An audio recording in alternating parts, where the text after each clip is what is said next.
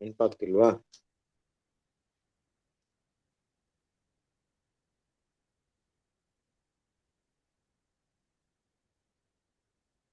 ಚಿತ್ರ sister ಹೇಳಿ. Sister mostly travel ಮಾಡ್ತಿದ್ರು. Okay okay star. Divya sister ಹೇಳಿ.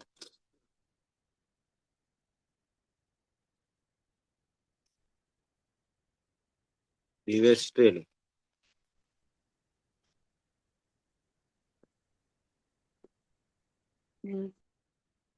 ಹಾ ಸಿಸ್ಟರ್ ಮಾತಾಡಿ ಮಾತಾಡಿ ಮಾತಾಡಿ. ಸೌಂಡ್ ತೆಗಿರಿ, ಮೈಕ್ ಆನ್ ಮಾಡ್ರಿ.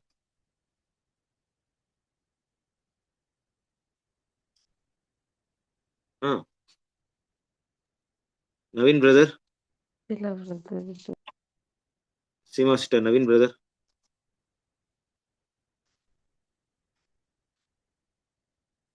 ನಾನು ಇವತ್ತಿಗೆ ಕ್ಲೋಸ್ ಮಾಡಲ್ಲ. ಇವತ್ತು ಇನ್ಮೇಲೆ ನನ್ನ ಲೈಫ್ ಇದು ತಗೊಳಲ್ಲ ನಾನು. ಥರ್ಡ್ ವ್ಯಾಲ್ಯೂಮ್ ಇವತ್ತಿಗೆ ಇಲ್ಲಿಗೆ ಕ್ಲೋಸ್ ಮಾಡ್ಬಿಡ್ತೀನಿ. ಟೈಮ್ ವೇಸ್ಟ್ ಮಾಡಕ್ ನಂಗೆ ಇಷ್ಟ ಇಲ್ಲ. ನೀವು ಈ ತರ ರೆಸ್ಪಾನ್ಸ್ ಮಾಡಿದ್ರೆ ನೋಡಿ, ಅದಕ್ಕೂ ಸೈಲೆಂಟ್ ಆಗಿದ್ದೀರಪ್ಪ. ಯಾಕೆ ಏನಾಯ್ತು? ಎಲ್ರಿಗೂ ನಾನು ಕೇಳ್ತಾ ಇರೋದು ಕೇಳಿಸ್ತಾ ಇದೆಯಾ ನಿಮ್ಗೆ? ಇಲ್ಲ ಬ್ರದರ್ ಹೇಳಿ.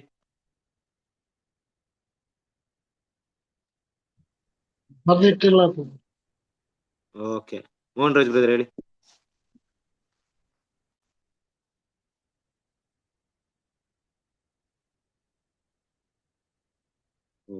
ರೇಷ್ಮಾ ತಂಗಿ ಹೇಳಿ ತಂಗಿ.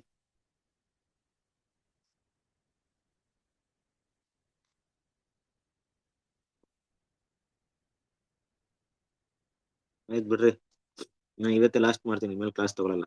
ಥರ್ಡ್ ವ್ಯಾಲ್ಯೂಮ್ ಇವತ್ತೇ ಲಾಸ್ಟ್ ಫೈನಲ್ ಮಾಡ. ಓಕೆನಾ ಬ್ರದರಿ?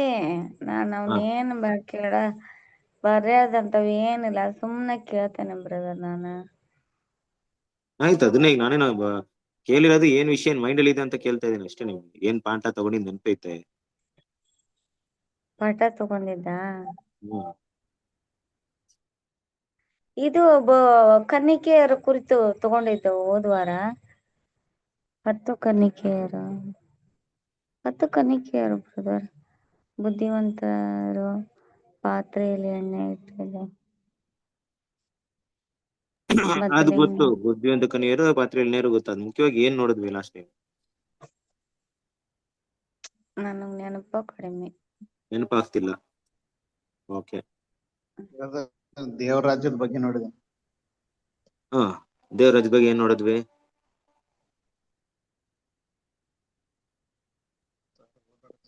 ಬ್ರದರ್, ಅದೇ ಯಜ್ಞದ ಕುರಿ ಆದತನ ವಿವಾಹ ಕಾಲ ಬರುತ್ತೆ. ಗುಡ್, ಬಂದಿದ್ದೀರಪ್ಪ. ಸ್ವಲ್ಪ ಹತ್ರ ಬಂದ್ಬಿಟ್ಟಿದ್ದೀರಾ. ವೆರಿ ಗುಡ್, ತುಂಬಾ ಸಂತೋಷ ಆಗ್ತಿದೆ ಈ ತರ ಕೇಳಕ್ಕೆ. ಅಂತೂ ಇಂತೂ ಶುರು ಮಾಡಿದೀರಾ ಹೇಳಿ. ಆಮೇಲೆ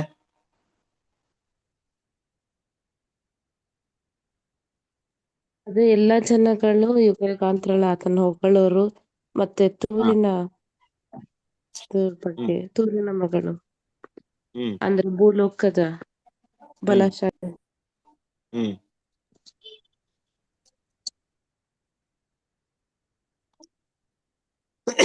ಹೋಗ್ಲಿ ಬಿಡ್ರಿ, ಆಗಿದ್ದಾಯ್ತು. ಮುಂದಿನ ಪಾಠ ಕಂಟಿನ್ಯೂ ಮಾಡೋಣ.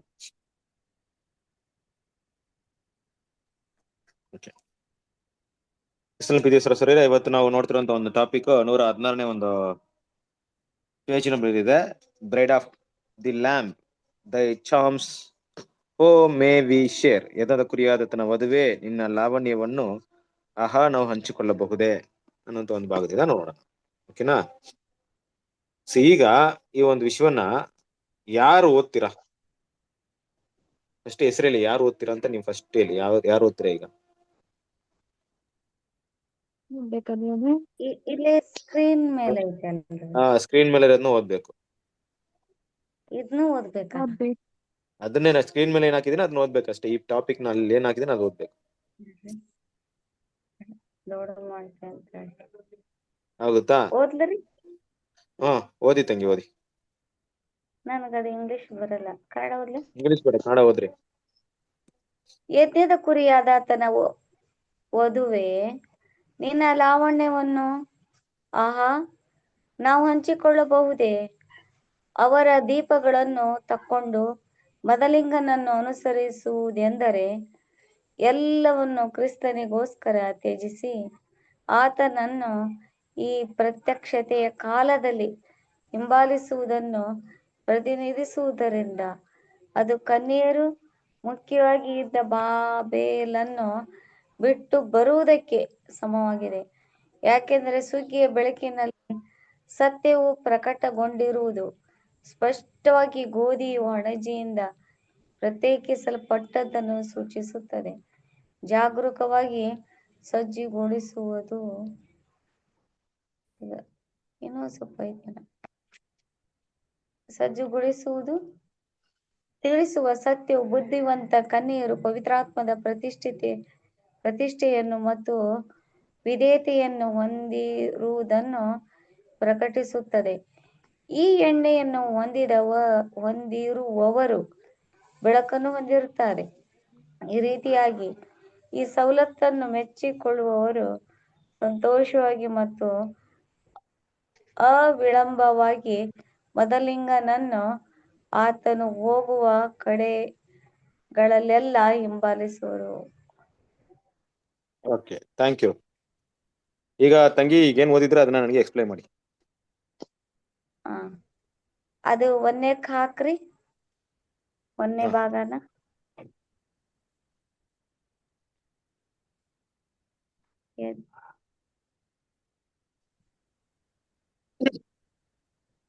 ಇದು ಯಾರು ಹೇಳಕತ್ತಾರ ಮ್ಯಾಲಿಂದ?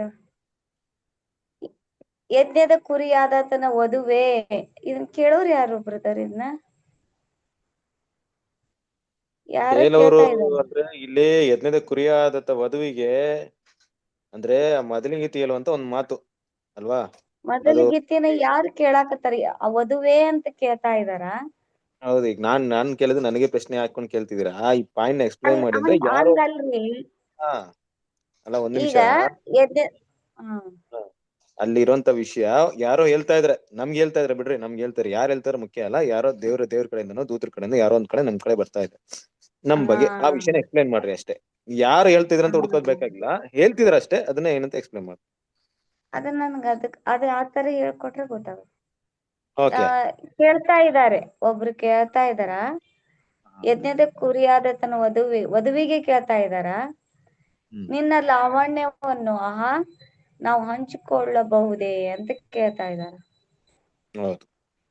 ಲಾವಣ್ಯ ಅಂದ್ರೆ ಅದು ಸಭೆಗಿರೋ ಲಾವಣ್ಯ, ಅದ್ರ ಬಗ್ಗೆ ಹೇಳ್ತಾ ಇದ್ದಾರ. ಹೊರಗಿನ ಶೃಂಗಾರವೇ ನಿಮ್ಮ ಅಲಂಕಾರವಾಗಿರಬಾರದು, ಸಾತ್ವಿಕತ್ವ ದೀನಮನ ಅಂತ.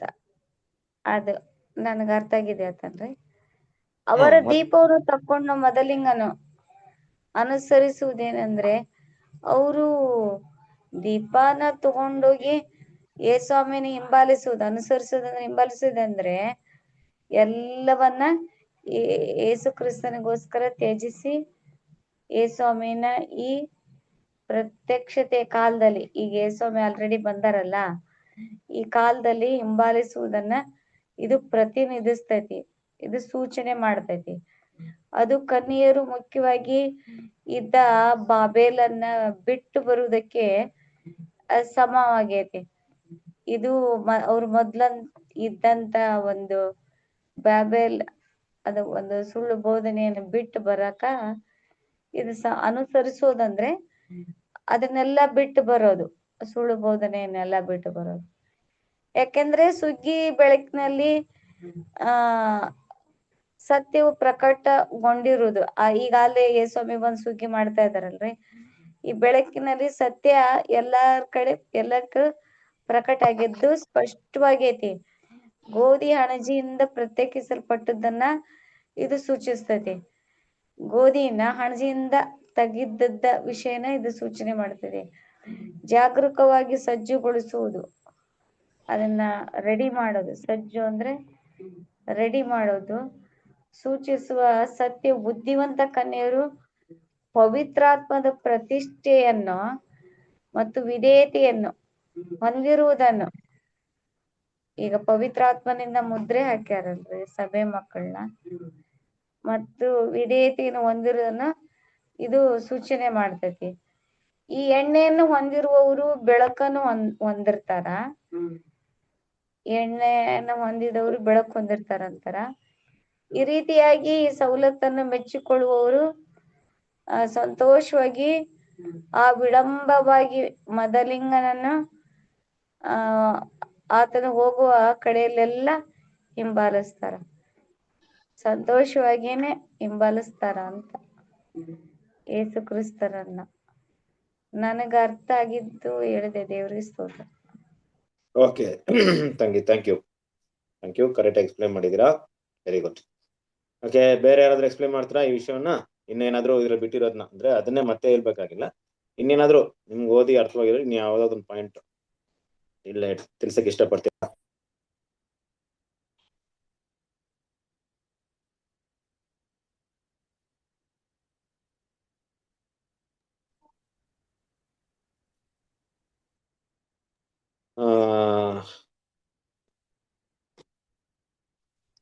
ಹೇಳಿ ಮಂಜಮ್ಮ ಸಿಸ್ಟರ್.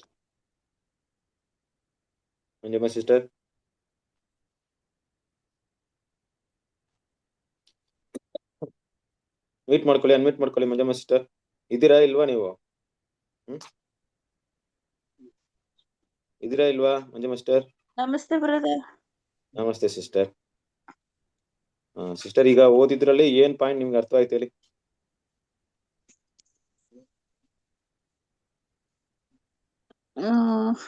ಇದಾಗ್ಲಿಲ್ಲ ಬ್ರದರ್.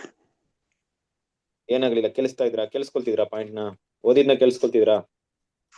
ಕೇಳಿಸ್ಕೊಂತಿದ್ವಿ ಬ್ರದರ್, ಅರ್ಥ ಆಗ್ಲಿಲ್ಲ ನಂಗೆ. ಅರ್ಥವಾಗ್ಲಿಲ್ಲ. ಸರಿ, ಯಾರಿಗೆ ಈಗ ಅವರು ಸಿಸ್ಟರ್ ಓದಿದ್ರು, ಕೆಲವರು ಯಾರು ನೀವು ಕೂಡ ಓದಿರ್ತೀರಾ, ಓದಿದೇನು ಅರ್ಥ ಆಯ್ತು ಹೇಳಿ? ಬೇರೆ ಯಾರಾದ್ರೂ ಹೇಳ್ತೀರಾ? ಮೋಹನ್ ರಾಜ್ ಬ್ರದರ್ ಹೇಳಿ. ಬ್ರದರ್, ಇದು ಸಭೆ ಬಗ್ಗೆ ಬರ್ದಿರ್ತಕ್ಕಂಥ ವಿಷಯ ಇದು. ಓಕೆ. ಬಾಬ್ಲಿನ್ ಅಂತಕ್ಕಂಥ ಸಭೆಯನ್ನು ಬಿಟ್ಟು ಬಂದು ಶುದ್ಧ ಕನ್ಯರಂತಂದ್ರೆ ಇದು ಸಭೆಗೆ ಹೇಳುವಂತ ಮಾತು. ಅಂದ್ರೆ ಕ್ರಿಸ್ತನನ್ನು ಹಿಂಬಾಲಿಸುವವರು ಆ ಸಭೆಯನ್ನು ಬಿಟ್ಟು ಹೊರಗಡೆ ಬಂದ್ಮೇಲೆ ಆ ಕ್ರಿಸ್ತನನ್ನು ಮೊದಲಿಂಗನಾಗಿ ಮೊದಲಿಗಿತ್ತಿಯಾಗಿ ಸದೆಯಾಗಿ ರೆಡಿ ಆಗ್ಬೇಕನ್ನೋದ್ರ ಬಗ್ಗೆ ಇದು ಬರೆಯಲ್ಪಟ್ಟಿರ್ತದೆ. Okay, good. ಬೇರೆ ಏನಾದ್ರು ಪಾಯಿಂಟ್? ಅದು ಮೊದಲ ಪಾಯಿಂಟ್ ಹಾಕಿದ್ರಲ್ಲ ಬ್ರದರ್, ಇದು ನಾನು ಫಸ್ಟ್ ಇಂದ ಪಾಯಿಂಟ್ ಅದಿದೆ. ಓಕೆ, ಇದು ಫಸ್ಟ್ ಪಾಯಿಂಟ್. ಒಂದೇ ಪೇರ, ಎರಡು ಒಂದೇ ಇದ್ರಲ್ಲಿ ಇರತ್ತೋ, ಒಂದೇ ಮಾಹಿತಿನ ಹೇಳ್ತಾ ಇದೆ. ಹೌದು ಬ್ರದರ್, ಕರೆಕ್ಟ್. ಯಜ್ಞದ ಕುರಿಯಾದತನಂದ್ರೆ ಯೇಸು ಕ್ರಿಸ್ತನ ಬ್ರದರ್. ನಾವು ಅಂದ್ರೆ ಇಲ್ಲಿ ಹೇಳುವಂತ ವಿಷಯ ಏನಂತಂದ್ರೆ ಕನ್ಯರಾಗಿ ಹಿಂಬಾಲಿಸೋರು ಅಂತಂದ್ರೆ ನಾವೇ ಸಭೆನೆ. ಆತನ ಮೊದಲಿನಾಗಿದ್ರೆ ನಾವು ಮೊದಲಿಗಿತ್ತೆ ಸಭೆಯಾಗಿದ್ದು ಆತನಿಗೋಸ್ಕರ ನಾವು ಸಿದ್ಧರಾಗಿದ್ರೆ ಮಾತ್ರ ಆತನ ನಮ್ಮನ್ನ ಕರ್ಕೊಂಡು ಹೋಗ್ಲಿಕ್ಕೆ ಸಾಧ್ಯ ಆಗ್ತದೆ. ಮಾತ್ರವಲ್ಲದೆ ಅಂದ್ರೆ ಆತನ ಬೆಳಕಿನಲ್ಲಿ ನಾವು ಜೀವಿಸುವಾಗ ಮಾತ್ರ ಸ್ಪಷ್ಟವಾಗಿ ಹೇಗೆ ಗೋಧಿ ಅಣಜಿ ಬೇರೆ ಬೇರೆ ಹೇಗಿರ್ತೋ ಹಾಗೆ ಮೊದಲಿಗಿತ್ತಿ ಸಭೆಯಲ್ಲಿ ಕೂಡ 5 ಮಂದಿ ಬುದ್ಧಿವಂತರು ಬುದ್ಧಿ ಇಲ್ಲದ ಕನ್ಯಕೆಯರ ಬಗ್ಗೆ ಹೇಳಲ್ಪಟ್ಟಿರಲ್ಲ ಬ್ರದರ್. ಅದೇ ರೀತಿಯಲ್ಲಿ ಆರಿಸಲ್ಪಡುವಿಕೆ ನಿಜವಾದ ಒಂದು ಗೋಧಿ ಅಂತ ಹೇಳ್ಬೇಕಾದ್ರೆ ಅದು ಕ್ರಿಸ್ತನನ್ನು ಹಿಂಬಾಲಿಸ್ತಕ್ಕಂಥ ಒಂದು ಸಭೆ, ಸತ್ಯವನ್ನು ತಿಳ್ಕೊಂಡು ಆ ಸತ್ಯವನ್ನು ಅನುಸರಿಸ್ತಕ್ಕಂಥದ್ದು. ಅದು ಬಾಬಿಲಿನ ಸಭೆ ಅಂತಂದ್ರೆ ಆ ಸತ್ಯವನ್ನು ತಿಳಿಯದಿರ್ತಕ್ಕಂಥ ಸಭೆಯನ್ನು ಬಿಟ್ಟು ಆ ಸತ್ಯದ ಕಡೆಗೆ ಬರುವಂತದ್ದು. ಅಂದ್ರೆ ಮೊದಲಿಂಗನನ್ನು ಗುರುತುಪಡಿಸಿಕೊಂಡು ಮೊದಲಿಂಗನನ್ನು ಹಿಂಬಾಲಿಸ್ತಕ್ಕಂಥದ್ದು. ಆತನ ನಮ್ಮ ಲಾವಣ್ಯ ಅಂತಂದ್ರೆ ನಮ್ಮ ಒಂದು ಏನಂದ್ರೆ ನಮ್ಮ ಮನಸ್ಸನ್ನ ನೋಡುವಾತನ, ನಮಗಿರುವಂತ ಒಂದು ಶೃಂಗಾರ, ಹೊರಗಡೆ ಶೃಂಗಾರವನ್ನು ನೋಡುವಾತನಲ್ಲ, ಬಟ್ ನಮ್ಮ ಮನಸ್ಸಿನ ಭಾವನೆಗಳನ್ನು, ನಮ್ಮ ಮನಸ್ಸಿನಲ್ಲಿರ್ತಕ್ಕಂಥದನ್ನು ನೋಡಿ ಅದನ್ನ ನೋಡಿ ಆತ ನಮ್ಮನ್ನು ಸ್ವೀಕಾರ ಮಾಡ್ತಾನೆ. ಒಳ್ಳೆ ನನ್ನ ಸಭೆಗೆ ವಧುವಾಗಿರ್ತಕ್ಕಂಥ ಸ್ತ್ರೀ ಆಗಿದ್ದೀನಿ ನೀನು, ಒಳ್ಳೆ ಉತ್ತಮವಾದ ನನ್ನನ್ನು ಹಿಂಬಾಲಿಸಿದೆ ಎಂಬುದಾಗಿ ಆತನ ನಮ್ಮನ್ನು ಮೆಚ್ಚಿಕೊಳ್ತಾನಂತೆ. ಆತನ ಮೊದಲಿಂಗನಾಗಿ ನಾವು ಮೊದಲಿಗಿತ್ತಾಗಿ ಆತನಿಗೆ ನಾವು ಮೆಚ್ಚಿಕೊಳ್ಳೋರಾಗಿ ಇರ್ಬೇಕನ್ನೋದ್ರ ಬಗ್ಗೆ ಇದು ಹೇಳ್ತಾ ಇದ್ದೇವೆ. Okay, very good. ಬೇರೆ ಯಾರು ಮಾತಾಡ್ತೀರಾ? ದೀಪಾ ಸಿಸ್ಟರ್ ಹೇಳಿ.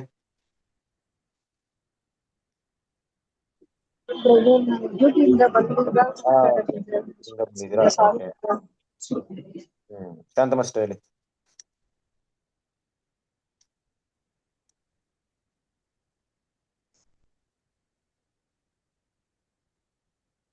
ಓಕೆ, ಕ್ರಿಸ್ತನ ಪ್ರೀತಿಯ ಸರಿ, ನೀವೆಲ್ಲರೂ ಕೂಡ ವಿಷಯಗಳನ್ನ ಮಾತಾಡಿದೀರಾ. ಇಲ್ಲಿ ಎಲ್ಲೋ ನೀವು ಮಾತಾಡಿದ ನಾನೇನು ಹೊಸದಾಗಿ ಹಿಂಗ್ ಮಾತಾಡುವಂತದ್ದು ಏನಿಲ್ಲ. ಸೊ ಕ್ಲಿಯರ್ ಆಗಿ ನೀವು ಮಾತಾಡಿದ್ರೆ ಎಲ್ಲ ಪಾಯಿಂಟ್ಸ್ ಮೊದಲನೇದಾಗ ಅರ್ಥ ಮಾಡ್ಕೊಬೇಕಾಗಿರೋದು, ಎದ್ದೆದ ಕುರಿಯಾದತನ ವಧುವೆ ನಿನ್ನ ಲಾವಣ್ಯವನ್ನು ಆಹಾ ನಾವು ಹಂಚಿಕೊಳ್ಳಬಹುದೇ. ಈಗ ಎದ್ದೆದ ಕುರಿಯಾದತನ ಆ ವಧು ಅನ್ನೋದು ಸಭೆ ಒಂದು ಲಾವಣ್ಯ ಮೊದಲು ಕಾಣಿಸೋದು ಕುರಿಯಾದಾತನಿಗೆ, ಎದ್ದೆದ ಕುರಿಯಾದಾತನಿಗೆ. ನೆಕ್ಸ್ಟ್ ಅದನ್ನ ನೋಡೋದು ಯಾರು? ನೆಕ್ಸ್ಟ್ ಅದು ಯಾರು ನೋಡ್ತಾರಂದ್ರೆ ಕ್ರಿಸ್ತನ ಪ್ರೀತಿಯ ಸಹೋದರರೇ ಇದೆ, ಸಭೆ ಓಟ ಓಡಿ ಮುಗಿಸಿ ಸಭೆಗೆ ಮದ್ವೆ ಆಗೋವರೆಗೂ ಲೋಕಕ್ಕೆ ಏನು ಗೊತ್ತಾಗಲ್ಲ ಅಲ್ವಾ. ಈಗ ಮುಂದಿನ ಹಂತದ ಪುನರ್ತನದಲ್ಲಿ ಯಾವ ಯಾವ ವರ್ಗದವ್ರು ಬರ್ತಾರೋ ಅವರು ಸಭೆನ ರೆಕಗ್ನೈಸ್ ಮಾಡ್ತಾರೆ. ಲಾವಣ್ಯ ಅನ್ನೋದು ಅವರ ಗುಣಲಕ್ಷಣಗಳು ಅಲ್ವಾ. ಆಗ್ಲೇ ತಂಗಿಲಿ ಪ್ರಕಾರ ಎಂತ ಗುಣಲಕ್ಷಣ ಅಂದ್ರೆ ಶಾಂತ, ಎಲ್ಲಾ ವಿಷಯಗಳು ಕೂಡ ಸ್ತ್ರೀಯಲ್ಲಿ ಕಾಣಿಸಲ್ಪಡುವಂತ ವಿಷಯಗಳು ಕೂಡ ಮಾತಾಡಿದ್ರೆ ಒಟ್ಟಾರೆ ಸಭೆಯಲ್ಲಿರುವಂತ ಎಲ್ಲಾ ಗುಣಲಕ್ಷಣಗಳೇ ಇಲ್ಲಿ ಲಾವಣ್ಯ ಅಂತ ಹೇಳ್ತಾರದು. ಆ ಲಾವಣ್ಯ ಎಷ್ಟು ಚೆನ್ನಾಗಿದೆ ಅಲ್ವಾ. ಅದ್ರಲ್ಲಿ ನಮ್ಗೆ ಪಾಲಿದ್ಯಾ, ನಾವು ಕೂಡ ಅದನ್ನ ಶೇರ್ ಮಾಡ್ಕೊಬೋದು, ಅದರಿಂದ ನಮಗೂ ಉಪಯೋಗ ಆಗ್ತಿದ್ಯಾ ಅನ್ನೋ ಇದನ್ನ ಯಾರು ಹೇಳ್ಬೋದು? ಈ ಮಾತು ಯಾವಾಗ ಎಲ್ಲಿ ಯಾವ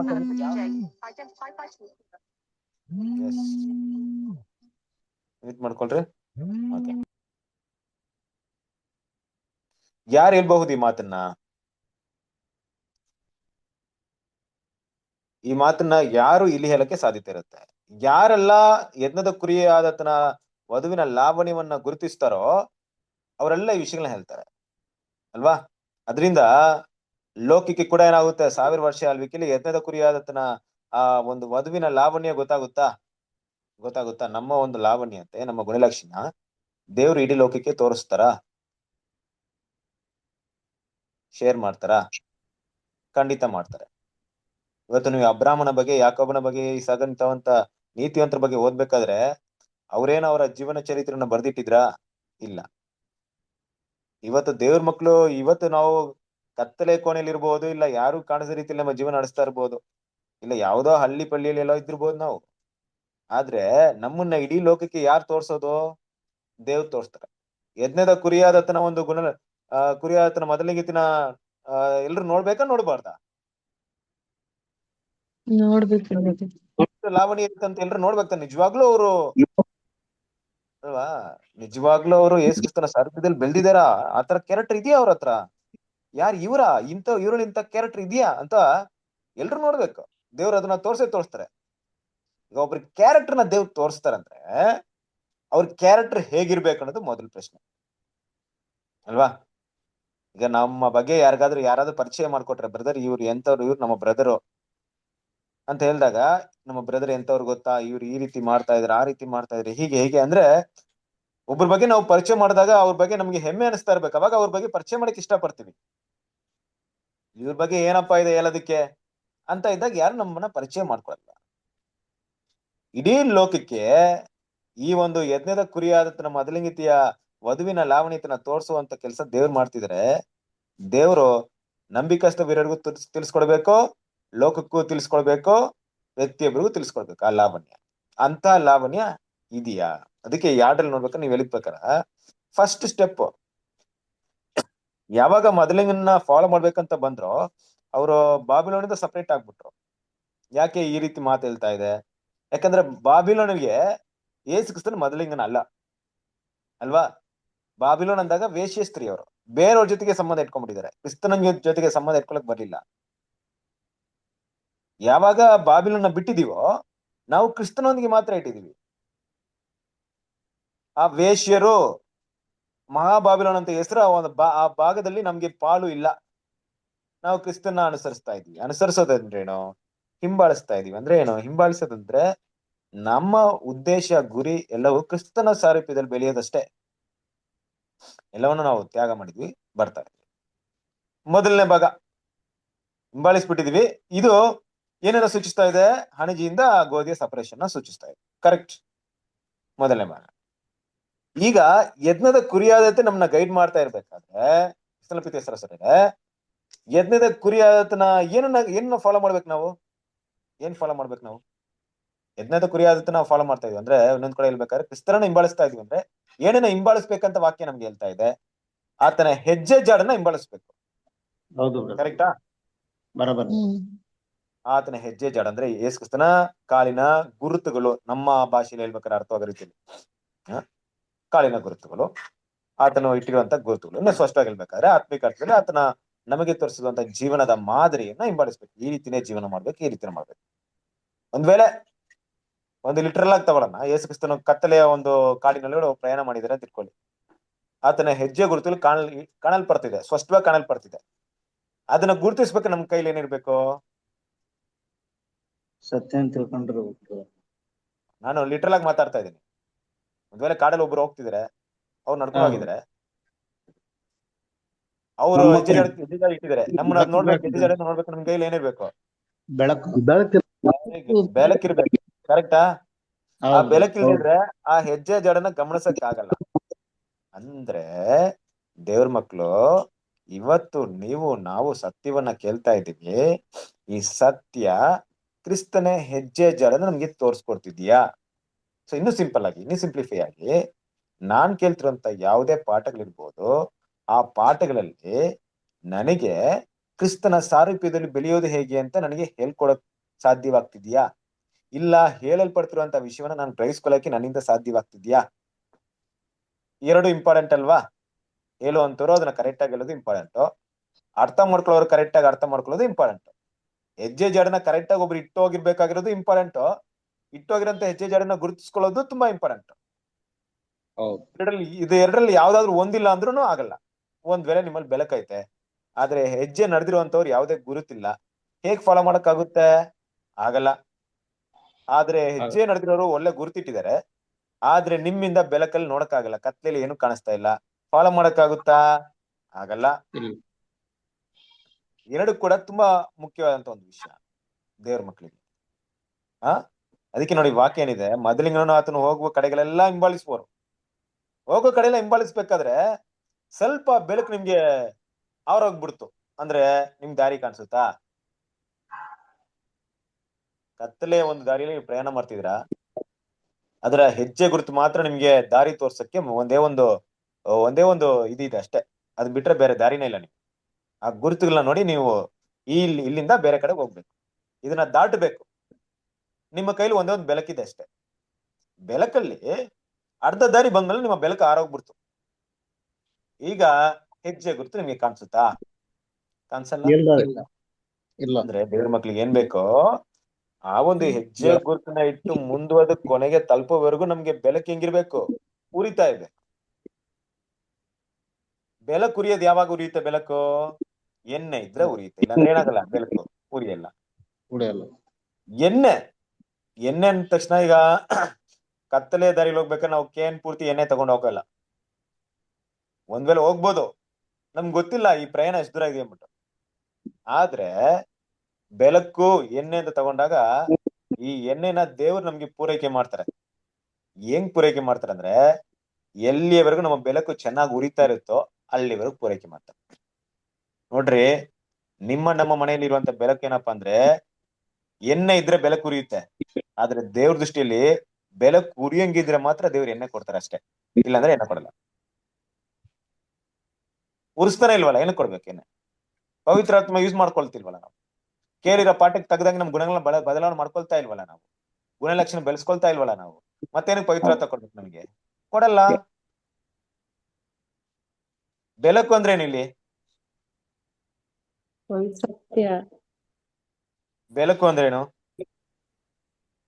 ದೇವರ ದೇವ್ರ ವಾಕ್ಯ.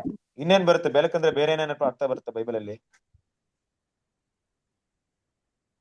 ಸತ್ಯ ಅಂತ ಬರ್ತದೆ. ಸತ್ಯ ಬರುತ್ತೆ, ಓಕೆ. ದೇವ್ರ ವಾಕ್ಯ ಬರುತ್ತೆ. ಬೇರೆ ಏನ್ ಬರುತ್ತೆ?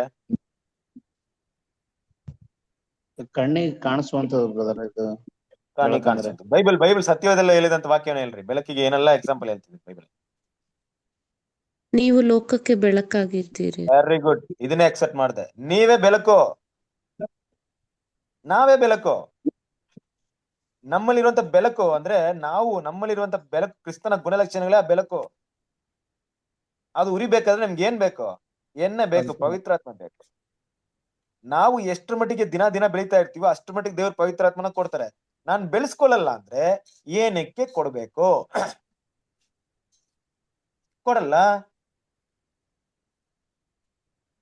ನಾನು ನೆನ್ನೆ ಪಾಠ ಕೇಳ್ದೆ, ಆದ್ರೆ ಇವತ್ತು ಒಂದ್ ವಾರದಿಂದ ಪಾಠಗಳು ಕೇಳ್ತಾ ಇದ್ದೀನಿ. ಒಂದ್ ವಾರ ಆದ್ಮೇಲೆ ಆ ಪಾಠಕ್ಕೂ ನನಗೂ ಸಂಬಂಧ ಇಲ್ಲದ ರೀತಿಯಲ್ಲಿ ನಾನು ಜೀವನ ಮಾಡ್ತಿದ್ರೆ ಪವಿತ್ರಾತ್ಮ ಯಾಕೆ ಕೊಡ್ಬೇಕು? ಎಣ್ಣೆ ನಮ್ಗೆ ಏನಕ್ ಬೇಕು? ಬೇಡ, ಸಿಗಲ್ಲ. ಕ್ರಿಸ್ತನ ಪ್ರೀತಿಯ ಸಹೋದರರೇ, ಮೊದಲಿಂಗನು ಬರೋದಕ್ಕೆ ತಡವಾಯ್ತು ಅಂತ ನಿದ್ದೆ ಮಾಡ್ತೀನಂದ್ರೆ ಮೊದಲಿಂಗನ ಎದುರುಡುವಂತ ಗುಣಗಳೆಲ್ಲ ಬೆಳೆಸ್ಕೊಳ್ದೆ ನಾವೇನ್ ಮಾಡ್ಬಿಟ್ಟಿದೀವಿ?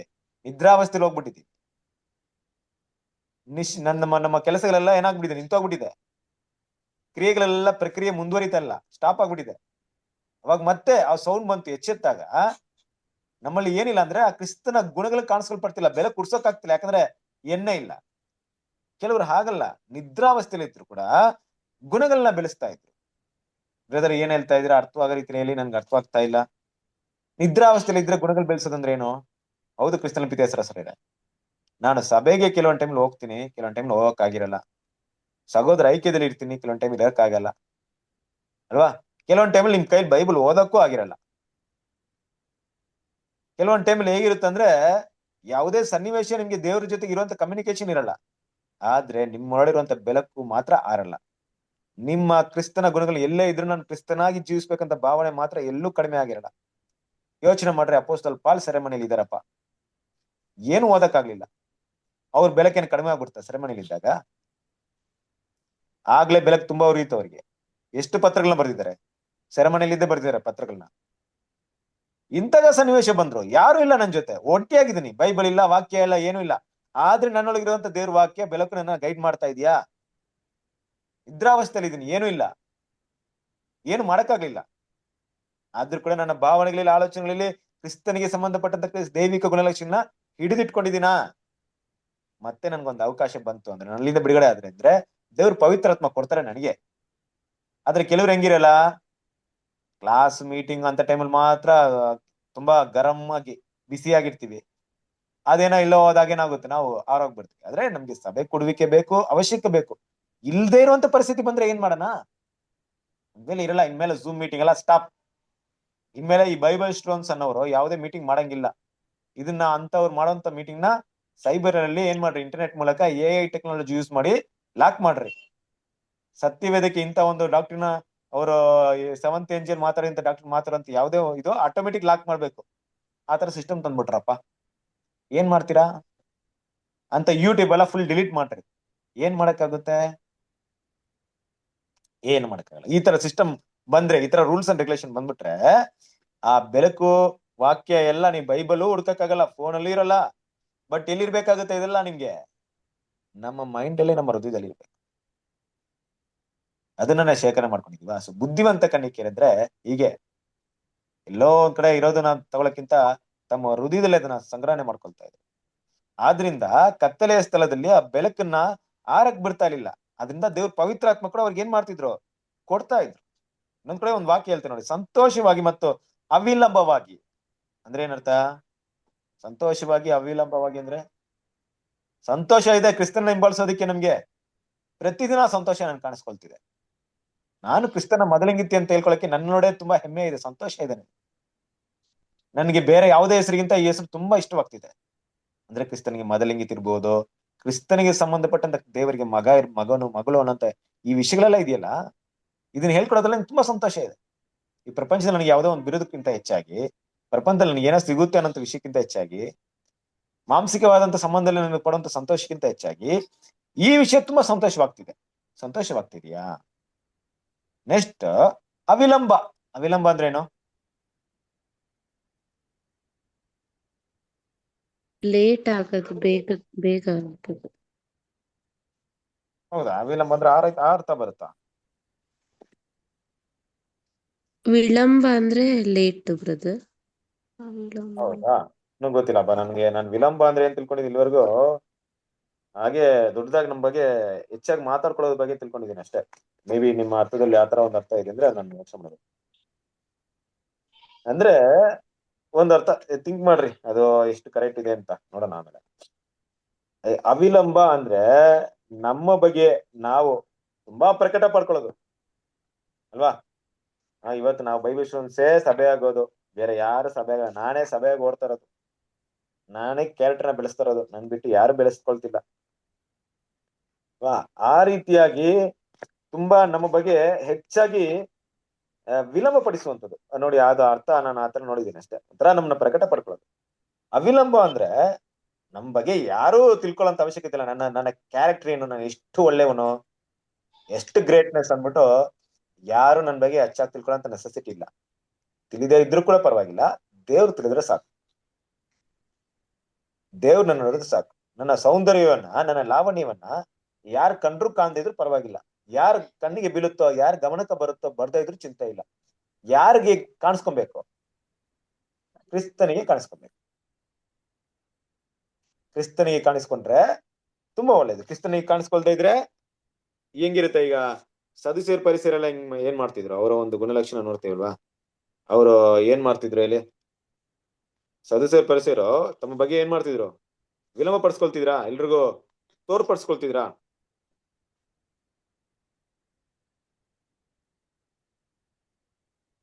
ತೋರ್ಸ್ಕೊಳ್ತಿದ್ರೆ. ಓಕೆ ಓಕೆ, ಒಂದ್ ನಿಮಿಷ.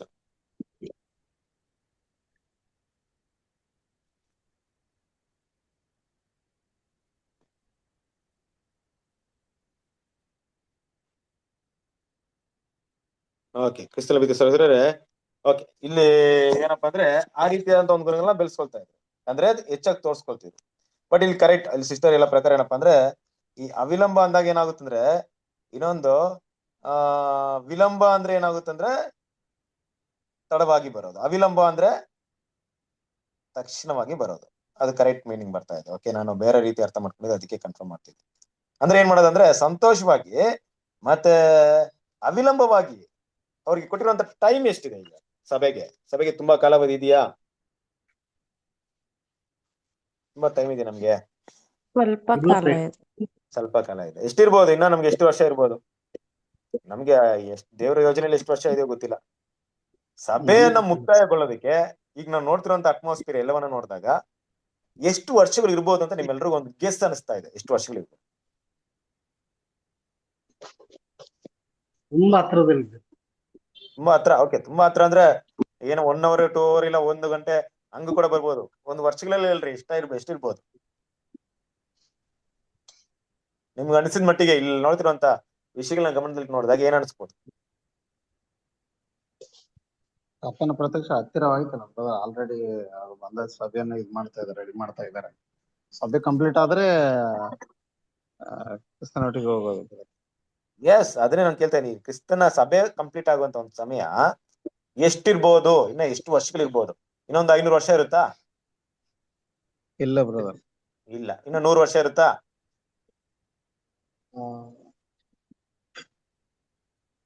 ಇರಬಹುದು ಅನ್ಸುತ್ತಾ? ಇಲ್ಲ ಬ್ರದರ್, ಅಷ್ಟು ಇರಂಗಿಲ್ಲ. ಅಷ್ಟು ಇರಲ್ಲ. 50 ವರ್ಷ ಇರುತ್ತಾ?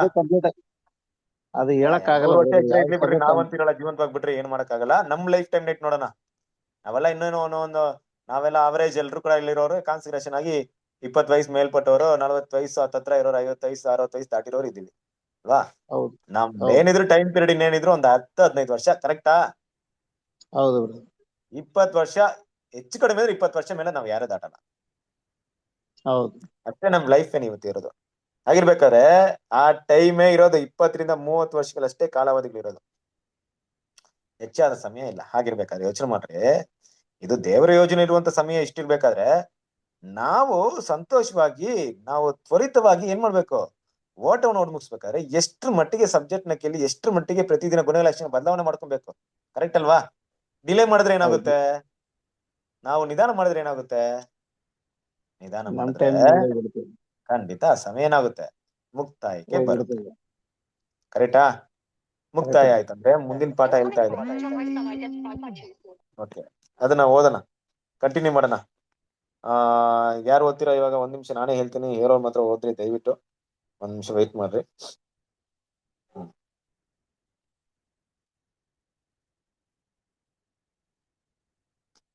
ನವಿತಾ ಸಿಸ್ಟರ್ ಓದ್ತೀರಾ? ಬ್ರದರ್. ಸಿಸ್ಟರ್. ಇದಕ್ಕೆ ವ್ಯತಿರಿಕ್ತವಾಗಿ ಬುದ್ಧಿಹೀನ ಕನ್ಯೆಯರು ಸಾಕಷ್ಟು ಎಣ್ಣೆಯ ಕೊರತೆಯುಳ್ಳವರಾಗಿದ್ದು, ಮದಲಿಂಗನ ಪ್ರಸನ್ನತೆಯ ಬಗ್ಗೆ ಸ್ಪಷ್ಟವಾದ ಬೆಳಕನ್ನು ಹೊಂದುವಲ್ಲಿ ವಿಫಲರಾಗುತ್ತಾರೆ. ಪ್ರಸ್ತುತ ಜೀವನದ ಪಾಲನೆ ಮತ್ತು ಯೋಜನೆ ಮುಂತಾದವುಗಳ ವಿಪರೀತ ಹೊರೆಹೊತ್ತವರಾಗಿ ಅವರು ಪ್ರಸ್ತಾಪವನ್ನು ಕೂಲಂಕುಷವಾಗಿ ವಿಚಾರಿಸುವುದರಲ್ಲಿ ವಿಫಲರಾಗುತ್ತಾರೆ. ಇದರ ಫಲವಾಗಿ ಅಲ್ಲೇ ನೆಲೆಸಿ ಬಾಬೇಲನ್ನು ಬಿಟ್ಟು ಬರುವ ಬಗ್ಗೆ ನಿರ್ಧರಿಸಿದವರಾಗುತ್ತಾರೆ ಮತ್ತು ಅಳತೆ ಮೀರಿ ಉದಾಸೀನರಾಗಿದ್ದು ಸಂಪೂರ್ಣ ಪ್ರಸ್ತಾಪದ ಬಗ್ಗೆ ನಂಬಿಕೆ ಇಲ್ಲದವರಾಗಿರುತ್ತಾರೆ. ಇತರರಿಂದ ಒತ್ತಾಯಿಸಲ್ಪಟ್ಟರೂ ಅವರು ಬಾಬಿಲೋನಿನಿಂದ ತಮ್ಮ ನಿರ್ಗಮನವನ್ನು ತೆಗೆದುಕೊಳ್ಳಲು ಬಲವಿಲ್ಲದವರಾಗಿರುತ್ತಾರೆ. ಲೋಟನ ಹೆಂಡತಿಯಂತೆ ಹಿಂದಿರುಗಿ ನೋಡಲು ಎಡೆಬಿಡದೆ ಬಾಗುತ್ತಾರೆ. ಅಂಥವರಿಗೆ ಕರ್ತನು ಲೋಟನ ಹೆಂಡತಿಯನ್ನು ನೆನಪಿಗೆ ತಂದುಕೊಳ್ಳಿರಿ, ಲೂಕ 17ನೇ ಅಧ್ಯಾಯ 32ನೇ ವಚನ ಎಂಬ ಎಚ್ಚರಿಕೆಯನ್ನು ನೀಡಿದ್ದಾನೆ. ಪುನಃ ಆತನು ಯಾವನಾದರೂ ನೇಗಿಲಿನ ಮೇಲೆ ತನ್ನ ಕೈಯನ್ನು ಹಾಕಿ ಹಿಂದಕ್ಕೆ ನೋಡಿದರೆ ಅವನು ದೇವರ ರಾಜ್ಯಕ್ಕೆ ತಕ್ಕವನಲ್ಲ ಎಂದು ಹೇಳಿದ್ದಾನೆ. ಲೂಕ 9ನೇ ಅಧ್ಯಾಯ 62ನೇ ವಚನ. ಓಕೆ, ಈ ಪಾಯಿಂಟ್ ನ ಯಾರು ಎಕ್ಸ್ಪ್ಲೈನ್ ಮಾಡ್ತಾರೆ? ಈಗ ಇಲ್ಲಿವರೆಗೆ ಮಾತಾಡ್ತಿರೋದು ಯಾರಾದ್ರೂ ಶಾರ್ಟ್ ಆಗಿ ನೋಡಿ, ಪಾಯಿಂಟ್ ಏನ್ ಹೇಳ್ತಿದೆ ಎಕ್ಸ್ಪ್ಲೈನ್ ಮಾಡ್ರಿ. ಯಾರು ಎಕ್ಸ್ಪ್ಲೈನ್ ಮಾಡ್ತೀರಾ? ನೀವ್ ಯಾರ ಮುಂದೆ ಬಂದ್ರೆ ಓಕೆ, ನಾನೇ ಹೆಸರು ಕರಿತೀನಿ.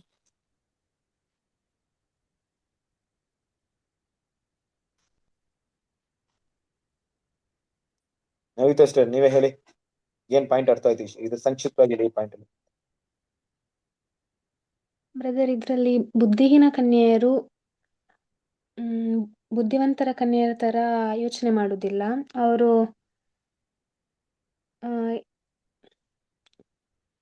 ಎಣ್ಣೆಯ ಕೊರತೆ ಇದ್ದವರಾಗಿರ್ತಾರೆ. ಮತ್ತೆ ಅವರು ಸ್ಪಷ್ಟವಾಗಿ ಅವರು ಸತ್ಯವನ್ನು ತಿಳಿಯುವುದರಲ್ಲಿ ವಿಫಲರಾಗಿರುತ್ತಾರೆ. ಮತ್ತು ಅವರಲ್ಲಿ ಪೂರ್ತಿಯಾದ ನಂಬಿಕೆ ಇರುವುದಿಲ್ಲ. ತುಂಬಾ ಉದಾಸೀನ ರೀತಿಯಲ್ಲಿ ಇರ್ತಾರೆ ಅವರು.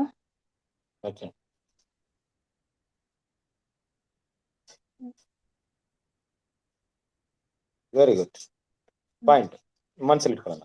ಓಕೆನಾ? ಟೈಮ್ ಶಾರ್ಟ್ ಇದೆ, ನಾನು ಎಕ್ಸ್ಪ್ಲೈನ್ ಮಾಡ್ಬಿಡ್ತೀನಿ ಆದಷ್ಟು. Thank you sister. ನೋಡ್ರಿ, ಮೊದಲಿನ ಪ್ರಸನ್ನತೆ ಬಗ್ಗೆ ಸ್ಪಷ್ಟವಾದ ಬೆಳಕನ್ನು ಹೊಂದುವುದರಲ್ಲಿ ವಿಫಲರಾಗುತ್ತಾರೆ.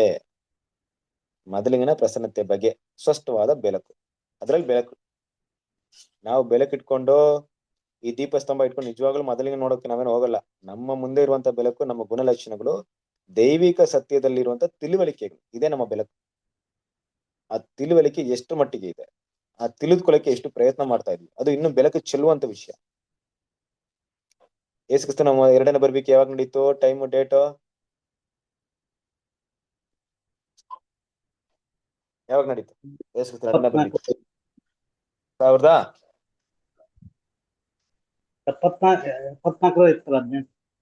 1874. ಯಾರು ಹೇಳಿದ್ದು? ಎಲ್ಲಿದೆ ಇದು ರೆಕಾರ್ಡ್ ನಮ್ಗೆ 1874 ಅಂದ್ಬಿಟ್ಟು? ಅದು 1335 ದಿನ ಅಂತ ಪ್ರವಾದನೆ ಇದೆ. 1335 ದಿನಗಳು ಕರೆಕ್ಟ್. ಎಲ್ಲಿಂದ ತಗೊಳ್ತೀವಿ ಅದನ್ನ? ದಾನಿಯೇಲ್ ಇದರಿಂದ ತಗೊಂಡಿದ್ರು. 539 AD ಇಂದ 539. ಅದು 1335 ಹಾಕಿದಾಗ 539ಗೆ 1124 ಬರ್ತಾ ಇದೆ. Okay, good. ಈಗ ಬಿಟ್ಬಿಡಿ, ಡೇಟ್ ಬೇಡ, ಕ್ರೋನಾಲಜಿ ಬೇಡ. ಕ್ರೋನಾಲಜಿ ಎಲ್ಲ ಸೆಕೆಂಡ್ ಇಟ್ಬಿಡೋಣ. ವಿತೌಟ್ ಕ್ರೋನಾಲಜಿ ಯೇಸು ಕ್ರಿಸ್ತನ 2ನೇ ಬರುವಿಕೆನ ಪ್ರೂವ್ ಮಾಡ್ಬೇಕು. ಹೇಗೆ? ಡೇಟ್ ಎಲ್ಲ ಸೆಕೆಂಡ್ರಿ, ಡೇಟ್ ಎಲ್ಲ ನಾವು ಯಾವಾಗ್ಲೂ ಪ್ರೂವ್ ಮಾಡಕ್ ಇಷ್ಟಪಡಲ್ಲ. ಈ 1874 ಅನ್ನೋದನ್ನ ಬದಿಗಿಡೋಣ, ಅದ್ರ ಬಗ್ಗೆ ಬೇಡ. ಈ ಸಮಯದಲ್ಲೇ ಯೇಸು ಕ್ರಿಸ್ತನ್ ಬಂದಿದ್ದಾರೆ ಅನ್ನೋದಕ್ಕೆ ಬೇರೆ ಏನ್ ಎವಿಡೆನ್ಸ್ ಇದೆ ಬೈಬಲಲ್ಲಿ? ಅವ್ರು ಹೇಳಿದಾರ ಬ್ರದರ್, 3ನೇ ದಿವಸದಲ್ಲಿ ಸಭೆಯನ್ನು ನಾನು ಎಬ್ಬಿಸ್ತೇನೆ ಅಂತ ಹೇಳಿದ್ವಿ ದೇವಾಲಯದ ಬಗ್ಗೆ ಪ್ರವಾದನೆ. ಈ 3ನೇ ದಿವಸ ಇದೆಲ್ಲ ಮಾತಾಡ್ತಿದ್ವಲ್ಲ, ಇದೆಲ್ಲ ಟೈಮ್ ಕ್ಯಾಲ್ಕುಲೇಷನ್ ಬಂದ್ಬಿಡುತ್ತೆ. 3ನೇ ದಿವಸ ಅಂದ್ರೆ 1 ದಿನ ಅಂದ್ರೆ 1000 ವರ್ಷ ಆಗ್ಬೇಕು, 2 ದಿನ ಅಂದ್ರೆ 1000 ವರ್ಷ, 2000 ವರ್ಷ ಆಯ್ತು ನೋಡ್ರಿ. ಇದೆಲ್ಲ ಬಂದ್ಬಿಟ್ಟು ನಿಮ್ಗೆ ಟೈಮ್ ಕ್ಯಾಲ್ಕುಲೇಷನ್ ಬರುತ್ತೆ. ಟೈಮ್ ಕ್ಯಾಲ್ಕುಲೇಷನ್ ಬೇಡ ನಮ್ಗೆ, ಟೈಮ್ ಕ್ಯಾಲ್ಕುಲೇಷನ್ ಮಾಡಬೇಕಾಗಿಲ್ಲ. ಆಮೇಲೆ ಅವ್ರು ಬಂದೇನಂತ ಈಗ ಪ್ರಕಟಣೆ ಅವ್ರು ಬಾಗಿಲು ತರ್ತಿದಾರೆ, ಹೃದಯ ಬಾಗಿಲು ಅಂತ ಹೇಳಿ ಬಂದೇನಂತ ಹೇಳಿದಾರ ಅವರು. ಕರೆಕ್ಟ್. ಈಗ ನಾವ್ ಏನ್ ಮಾಡೋಣ ಅಂದ್ರೆ, ಇವಾಗ 1874 ತಗೊಳ್ಳಲ್ಲ ನಾವು. ಯೇಸು ಕ್ರಿಸ್ತನ್ ಈ ಸಮಯದಲ್ಲಿ ಬಂದಿದ್ದಾರೆ. ಬೇರೆ ರೀತಿಯಾದಂತ ಸತ್ಯಗಳು ಏನಿದೆ, ಡಾಕ್ಟ್ರಿನ್ಸ್ ಏನಿದೆ, ಯಾವುದ್ರ ಮೇಲೆ ನಾವು ಅದನ್ನ ಬೇಸ್ ಮಾಡ್ತೀವಿ? ಈಗ ನೀವ್ ಯಾರ ಹತ್ರ ನಾವು ಅಂಜೂರದ ಮರ ಚಿಗುರಿರೋದು, ನಮ್ಮ ವೆರಿ ಗುಡ್, ಇಸ್ರಾಯೇಲ್ ದೇಶ ವೆರಿ ಗುಡ್, ಸ್ವತಂತ್ರ ಆಗಿರೋದು, ವೆರಿ ಗುಡ್. ಯುದ್ಧಗಳು, ಒಂದು ಪಾಯಿಂಟ್. ಬರಗಳು, ವೆರಿ ಅಲ್ಲಲ್ಲಿ ಭೂಕಂಪಗಳು ಇವೆಲ್ಲ ಆಗಾಕತ್ತಿದ್ವು. ರಹಸ್ಯವಾದದ್ದು ಬಯಲಿಗೆ ಬರ್ತಾ ಇದ್ದಿರೋದು, ಜ್ಞಾನ ಹೆಚ್ಚಾಗಿರೋದು, ಇವೆಲ್ಲ ನಮ್ಮ ಬಂದಾರಂತ. Very good. ಮತ್ತೆ ಪ್ರಸವೇದನೆಗಳು ಉಂಟಾಗುವುದು. ಹಾ, ಓಕೆ. ಒಂದೊಂದು ಪಾಯಿಂಟ್ ಮತ್ತೆ ಬರೋಣ. ಅಂದ್ರೆ ಅಂಜೂರದ ಮರ ಚಿಗುರಿರೋದು ಒಂದು ಎಕ್ಸಾಂಪಲ್, ಜ್ಞಾನ ಹೆಚ್ಚಾಗ್ತಿರೋದು. ಓಕೆ, ಈ ಪ್ರಸವ ವೇದನೆ ಅಂತ ವಿಷಯ ಹೇಳಿದ್ರಿ, ಅದೊಂದ್ ಕಡೆ. ಇದೆಲ್ಲ ಹೇಳಿ ಶಾಂತಮ್ಮ ಸಿಸ್ಟರ್. ಮತ್ತೆ ಭೂಲೋಕಕ್ಕೆಲ್ಲ ಸುವಾರ್ತೆ ಸಾರಲ್ಪಡ್ಬೇಕು ಅಂದ್ರೆ ಇದು ಎಲ್ಲಾ ಜನಗಳಿಗೆ ಸುವಾರ್ತೆ ಸಾರಲ್ಪಡ್ಬೇಕು. ಎಲ್ಲ ಜನರು ಸುವಾರ್ತೆ ಸಾರಲ್ಪಡ್ಬೇಕಾ? ಯಾವ ಸುವಾರ್ತೆ? ಕ್ರಿಸ್ತನ್ ಬಗ್ಗೆ ಸಾರಲ್ಪಟ್ಟಿದ್ಯಾ ಈಗ?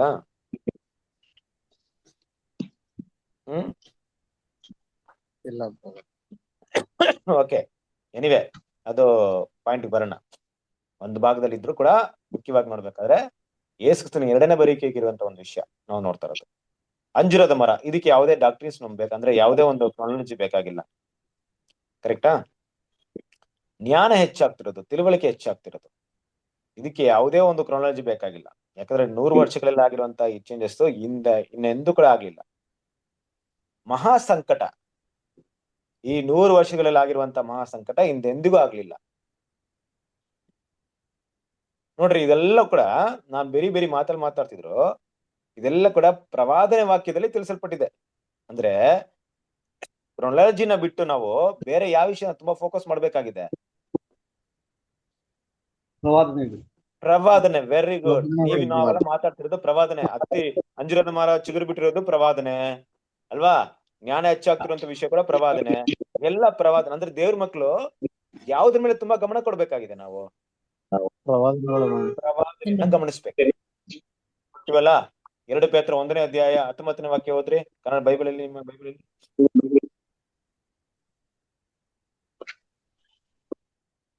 ಆದುದರಿಂದ ಸಹೋದರರೇ, ದೇವರು ನಿಮ್ಮನ್ನು ಕರೆದದ್ದನ್ನು ಆದುಕೊಂಡದ್ದನ್ನು ದೃಢಪಡಿಸಿಕೊಳ್ಳುವುದಕ್ಕೆ ಮತ್ತಷ್ಟು ಪ್ರಯಾಸ ಪಡಿರಿ.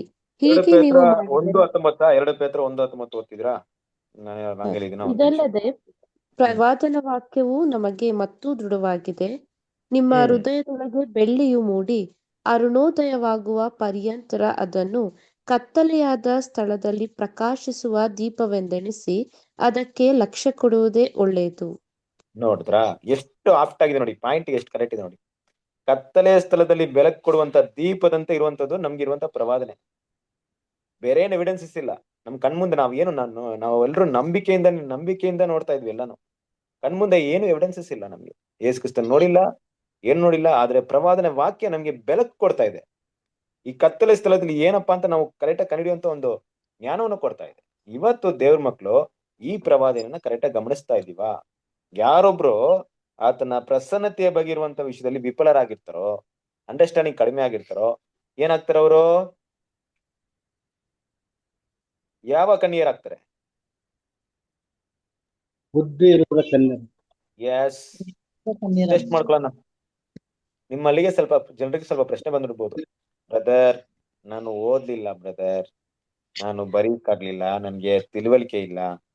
ಎಷ್ಟೆಲ್ಲ ಪಿತೆ ಸರ್ ಇದೆ ಈ ರೀತಿಯಾದಂತ ಮಾತನಾಡೋದು ಬೇರೆ ಕಾಲ ಆಯ್ತು. ಇವಾಗ ಆತರ ಏನೂ ಇಲ್ಲ. ನಿಮ್ಗೆ ದೇವರು ಸಾಕಷ್ಟು ವಿಷಯ ಕೊಟ್ಟಿದ್ದು, ನೀವು ಓದ್ಲೇ ಬೇಕಾಗಿಲ್ಲ. ಓದದೇನೆ ಹಲವಾರು ವಿಷಯಗಳನ್ನ ಕೊಟ್ಟಿದ್ದಾರೆ. ಕೇಳಿ ಅದನ್ನ ಅರ್ಥ ಮಾಡ್ಕೊಳ್ಳುವಂತ ಅವಕಾಶ ತುಂಬಾ ಇದೆ. ಸ್ಟಡಿ ಮಾಡೋದಕ್ಕೆ ನಿಮ್ಗೆ ಸಮಯ ತುಂಬಾ ಇದೆ.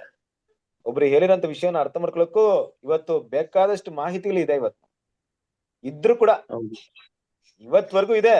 ನಾಳೆ ಇದೆಯೋ ಇಲ್ವೋ ಗೊತ್ತಿಲ್ಲ, ಇವತ್ತಿದೆ, ನಿನ್ನೆವರೆಗೂ ಇತ್ತು. ಆದ್ರೆ ನಾವು ಉಪಯೋಗ ಮಾಡ್ಕೊಂಡಿದೀವಾ? ನಮ್ಮ ಮನಸ್ಸಲ್ಲಿ ಅದನ್ನ ಸ್ಪಷ್ಟವಾಗಿ ಅರ್ಥ ಮಾಡ್ಕೊಂಡಿದೀವಾ ಅನ್ನೋದು ಪ್ರಶ್ನೆ. ಸರಿರೇ, ನಿಮ್ಮೆಲ್ರು ನೋಡಿ ಬುದ್ಧಿನ ಕಣಿಯರಂತ ಹೇಳೋದಕ್ಕೆ ಅಷ್ಟು ನನಗೇನೋ ಯೋಗ್ಯತೆ ಇಲ್ಲ. ನಾನು ಏನ್ ಯೋಚನೆ ಮಾಡ್ತೀನಿ, ನಾನ್ ಬುದ್ಧಿಯಿಂದ ಕಣಿ ಆಗ್ದಿರೋ ನೋಡ್ಕೊಳ್ತೀನಿ. ನೀವು ಕೂಡ ಅದನ್ನೇ ಗಮನದಲ್ಲಿ ಇಟ್ಕೊಳ್ರಿ ಅಲ್ವಾ? ನೀವು ಅದನ್ನ ಗಮನದಲ್ಲಿ ಇಟ್ಕೊಂಡು ನಾನು ಎಷ್ಟೇ ಅದಕ್ಕೆ ಪ್ರಾಮುಖ್ಯತೆ ಕೊಡ್ತಾ ಇದ್ದೀನಿ ಅಲ್ವಾ? ಯೋಚನೆ ಮಾಡೋಣ. ಒಂದ್ ರೀತಿಯಲ್ಲಿ ಅದೊಂದು ಮುಖ್ಯವಾದ ವಿಷಯ. ಇನ್ನೊಂದು ರೀತಿಯಲ್ಲಿ ಅಂತಿದ್ದಾರೆ, ಜೀವನ ಪಾಲನೆ ಮತ್ತು ಯೋಜನೆ ಮುಂತಾದ ವಿಪರೀತ ಹೊತ್ತವರಾಗಿ ಅವರು ಪ್ರಸ್ತಾಪವನ್ನು ಕುಲಂಕುಷವಾಗಿ ವಿಚಾರಿಸಲು ವಿಫಲರಾಗಿರುತ್ತಾರೆ. ಅಂದ್ರೆ ಲೈಫ್, ಈ ಭೂಮಿನ ಇರುವಂತ ಬರ್ಡನ್ಸೇ ದೊಡ್ಡದಾಗಿರುತ್ತೆ. ಪ್ರಪಂಚದಲ್ಲಿ ಬರುವಂತ ಕಷ್ಟ, ಫ್ಯಾಮಿಲಿ ಮ್ಯಾಟರ್ಸ್, ಕುಟುಂಬದ ಸಮಸ್ಯೆಗಳು ಇದೇ ಸುತ್ತಮುತ್ತ ಓಡಾಡ್ತಾ ಇರುತ್ತೆ. ಆಗದೇ ಇಲ್ಲ ಅಲ್ವಾ? ಇದು ತುಂಬಾ ಹೊರೆ ಆಗ್ಬಿಟ್ಟಿರುತ್ತೆ ಅವ್ರಿಗೆ, ತುಂಬಾ ಬರ್ಡನ್ಸ್ ಆಗಿರುತ್ತೆ. ಏನ್ ಮಾಡಕ್ಕಾಗಲ್ಲ. ನಾವೆಲ್ಲ ಬ್ಯಾಚುಲರ್ ಆಗಿದ್ವಿ, ಮದುವೆ ಮಾಡ್ಕೊಂಡ್ಬಿಟ್ಟಿದ್ವಿ, ಮಕ್ಕಳಾಗ್ಬಿಟ್ಟಿದ್ದಾರೆ, ಜವಾಬ್ದಾರಿಗಳಿದೆ. ಹಾಗನ್ಬಿಟ್ಟು ಕುಟುಂಬದ ಹೊರೆ ಬೇಡ ಅಂದ್ಬಿಟ್ಟು ತೆಗೆದು ಬಿಸಾಕಡಕ್ ಆಗುತ್ತಾ? ಆಗಲ್ಲಪ್ಪ. ಎಲ್ರಿಗೂ ಜವಾಬ್ದಾರಿಗಳಿರುತ್ತೆ, ಬಟ್ ಅದ್ರಲ್ಲೇ ಮುಳುಗಿರೋದು, ಡೀಪ್ ಆಗಿ ಹೋಗ್ಬಿಡೋದು ಅದ್ರಲ್ಲೇ. ದೇವ್ರು ಕೊಡುವಂತ ಸಮಯವನ್ನು ಕೂಡ ಕೊಡಕ್ಕಾಗಲ್ಲ. ಫ್ಯಾಮಿಲಿಯಲ್ಲಿ involvement, family matters, family informations ಅದ್ರಲ್ಲಿ ತುಂಬಾ ಡೀಪ್ ಆಗ್ಬಿಡೋದು, ಹೋಗೋದು. ಎಷ್ಟು ಬೇಕೋ ಅಷ್ಟೇ ಇತಿಮಿತಿ ಇಟ್ಕೊಂಡು ಏನ್ ಬೇಕು ಅವತ್ತವತ್ತ ಜೀವನಕ್ಕೆ ಅದನ್ನ ಬಿಟ್ಟು ಮಿಕ್ಕಿದ ಸಮಯವನ್ನ, ಮಿಕ್ಕಿದ ವಿಷಯವನ್ನ, ನಮ್ಮ ಮನಸ್ಸನ್ನ ದೇವರ ಕಡೆಗೆ, ದೇವರ ಸತ್ಯದ ಕಡೆಗೆ ತಿರ್ಸ್ಕೊಂತ ಮನೋಭಾವನೆ ಇರ್ಬೇಕು. ಯಾಕಂದ್ರೆ ನಾನು ಬೆಳೆದ್ರೆ ತಾನೆ, ನನ್ನ ವಿಷಯಗಳನ್ನ ಕಲಿತ್ರೆ ತಾನೆ, ನನ್ನ ಗುಣಗಳನ್ನ ಅಳವಡಿಸ್ಕೊಂಡ್ರೆ ತಾನೆ, ಆ ಒಂದು ವಿಷಯಗಳನ್ನ ನನ್ನ ಕ್ಯಾರೆಕ್ಟರ್ ಅಲ್ಲಿ ಡೆವಲಪ್ಮೆಂಟ್ ಮಾಡಿದ್ರೆ ತಾನೆ ನಾನು ಕ್ರಿಸ್ತನ ಸಾರೂಪ್ಯದಲ್ಲಿ ಬೆಳೆಯಕ್ಕಾಗುತ್ತೆ ಅನ್ನೋದನ್ನ ನಾನು ಮಾಡದೇ ಇದ್ರೆ ಇದೇ ಹೊರೆ ಆಗ್ಬಿಟ್ರೆ ಅದು ಕೂಡ ಏನಾಗೋದಕ್ಕೆ ಸಾಧ್ಯತೆ ಇದೆ. ಬುದ್ಧಿಹೀನ ಕನ್ಯೆ. ಕರೆಕ್ಟ್ ಅರ್ಥವಾಗ್ತಿದ್ಯಾ ನಿಮ್ಗೆ ಹೇಳ್ತಿರೋದು? ಇದೆಲ್ಲ ನಮ್ಗೆ ಏನಕ್ಕೋಸ್ಕರ ಹೇಳ್ತಾರ ದೇವ್ರು ಇಲ್ಲಿ? ನಾವು ಬುದ್ಧಿಹೀನ ಕನ್ಯೆಯರಾಗಿ ಉಳಿಬೇಕಂತನ, ಬುದ್ಧಿಹೀನ ಕನ್ಯೆಯರ ಆಗ್ಬಾರ್ದಂತನ? ಬುದ್ಧಿವಂತರ ವೆರಿ ಗುಡ್. ಇದನ್ನೆಲ್ಲ ಅರ್ಥ ಮಾಡ್ಕೊಂಡು ಬುದ್ಧಿವಂತರಾಗ್ಬೇಕು. ಹೆಂಗ್ ಬುದ್ಧಿವಂತರಾಗ್ತಿವಿ? ಹೌದಾ, ಇದೆಲ್ಲ ಬುದ್ಧಿರ ಕನ್ಯೆಯರ ಕ್ಯಾರೆಕ್ಟರ್, ಹಂಗಾದ್ರೆ ನನ್ನ ಹತ್ರ ಇದು ಇರ್ಬಾರ್ದಪ್ಪ. ನಾನು ತುಂಬಾ ಕಾನ್ಸಂಟ್ರೇಷನ್ ಕೊಡ್ತೀನಿ, ದೇವರ ಕ್ರಿಸ್ತನ ಬರುವಿಕೆ ಬಗ್ಗೆ ಇರುವಂತಹ ಜ್ಞಾನವನ್ನ ಪಡ್ಕೊಳ್ಳಕ್ಕೆ ಪ್ರಯತ್ನ ಪಡ್ತೀನಿ, ದೇವರ ಹತ್ರ ಪ್ರಾರ್ಥನೆ ಮಾಡ್ತೀನಿ, ನಮ್ಮ ಬ್ರದರ್ಸ್ಗಳ ಹತ್ರ ಕೇಳ್ತೀನಿ, ಆಡಿಯೋ ವಿಡಿಯೋ ಏನಿದೆ ಅದನ್ನ ಸ್ಪಷ್ಟವಾಗಿ ತಿಳ್ಕೊಳ್ತೀನಿ. ಅಂದ್ರೆ ಏನರ್ಥ? ಸೆಕೆಂಡ್ ಕಮಿಂಗ್ ಬಗ್ಗೆ ಪಕ್ಕಾ ತಿಳ್ಕೊಂಡ್ಬಿಡ್ತೀನಿ, ಸ್ಪಷ್ಟವಾಗಿ ತಿಳ್ಕೊಂತೀನಿ ಅನ್ನೋದಲ್ಲ. ಅದ್ರ ಬಗ್ಗೆ ನಾವು ಗಮನ ಕೊಡ್ಬೇಕು. ನಮ್ಮ ಕರ್ತನ ಬಂದಿದ್ದಾರೆ ಅಂದ್ಮೇಲೆ ಅದ್ರ ಬಗ್ಗೆ ಒಂದು ವಿಷಯಗಳನ್ನ ಅರ್ಥ ಮಾಡ್ಕೊಳ್ಳಿ ಪ್ರಯತ್ನ ಪಡ್ಬೇಕು. ನನಗೆಲ್ಲ ಗೊತ್ತು brother, second coming A to Z pin to pen ಗೊತ್ತು. ಆ ರೀತಿ ಎಲ್ಲ ಸ್ಪಷ್ಟವಾಗಿ ಅರ್ಥ ಮಾಡ್ಕೊಳ್ಳೋಣ, ಅದಕ್ಕೆ ಪ್ರಾಮುಖ್ಯತೆ ಕೊಡೋಣ, ಇಂಪಾರ್ಟೆನ್ಸ್ ಕೊಡೋಣ. ಒಂದ್ ರೀತಿಯಲ್ಲಿ ಈ ಪ್ರಪಂಚದ ಹೊರೆಯಲ್ಲೇ ತುಂಬಾ ಮುಳುಗಿರೋದ್ ಬೇಡ. ಅಲ್ಲಿಂದ ಏನ್ ಮಾಡೋಣ? ಸ್ವಲ್ಪ ದೇವ್ರು ಕೊಡುವಂತ ಸಮಯನ ಕೊಡೋಣ. ಈ ಲೈಫ್ ಎಷ್ಟ್ ಬೇಕೋ ಅಷ್ಟನ್ನೇ ಕೊಡೋಣ. ಫ್ಯಾಮಿಲಿ ಮ್ಯಾಟರ್ ಇನ್ವಾಲ್ವ್ಮೆಂಟ್ ಅಲ್ಲೇ ಜಾಸ್ತಿ ಇರೋದ್ ಬೇಡ ಅಂದ್ಬಿಟ್ಟು ದೇವ್ರು ಕೊಡುವಂತ ಸಮಯನ ಕೊಡೋದು. ಎರಡನೇದು ಇದ್ರ ನಮ್ಗೆ ಎಚ್ಚರಿಕೆ, ಈ ರೀತಿ ಮಾಡಿ ಅಂತ ನಮ್ ವಾಕ್ಯ ಅಲ್ರಿ ಅಲ್ವಾ? ಇದರ ಒಂದು ವಿಷಯ ಏನಾಗುತ್ತಂದ್ರೆ, ಕೆಲವರಂತೂ ಬಾಬಿಲ್ನ ಬಿಟ್ಟು ಬರೋದಿಕ್ಕೆ ತುಂಬಾ ಕಷ್ಟ ಪಡ್ತಾರೆ. ಬಾಬಿಲ್ನ ಬಿಟ್ಟು ಬರೋದಂದ್ರೆ ಏನು ಬ್ರದರ್? ನಾವ್ ಯಾವಾಗೋ ಬಿಟ್ಟು ಬಂದ್ಬಿಟ್ಟಿದೀವಿ ಗೊತ್ತಾ? ನಾವ್ ಯಾವಾಗೋ ನಮ್ಮ ಹಳೆ ಸಭೆನ, ಹಳೆ ಪಾಸ್ಟರ್ನ ಬಿಟ್ಟು ಬಂದ್ಬಿಟ್ಟಿದೀವಿ. ನಮ್ಗೂ ಅವ್ರಿಗೂ ಸಂಬಂಧನೇ ಇಲ್ಲ, ಅವ್ರು ಫೋನ್ ಕಾಲ್ ಮಾಡಲ್ಲ ನಮ್ಗೆ, ನಾವು ಅವ್ರ ಹತ್ರ ಮಾತಾಡೋದು ಬಿಟ್ಬಿಟ್ಟಿದೀವಿ ಅಂತ ಹೇಳ್ಕೊಬಹುದು.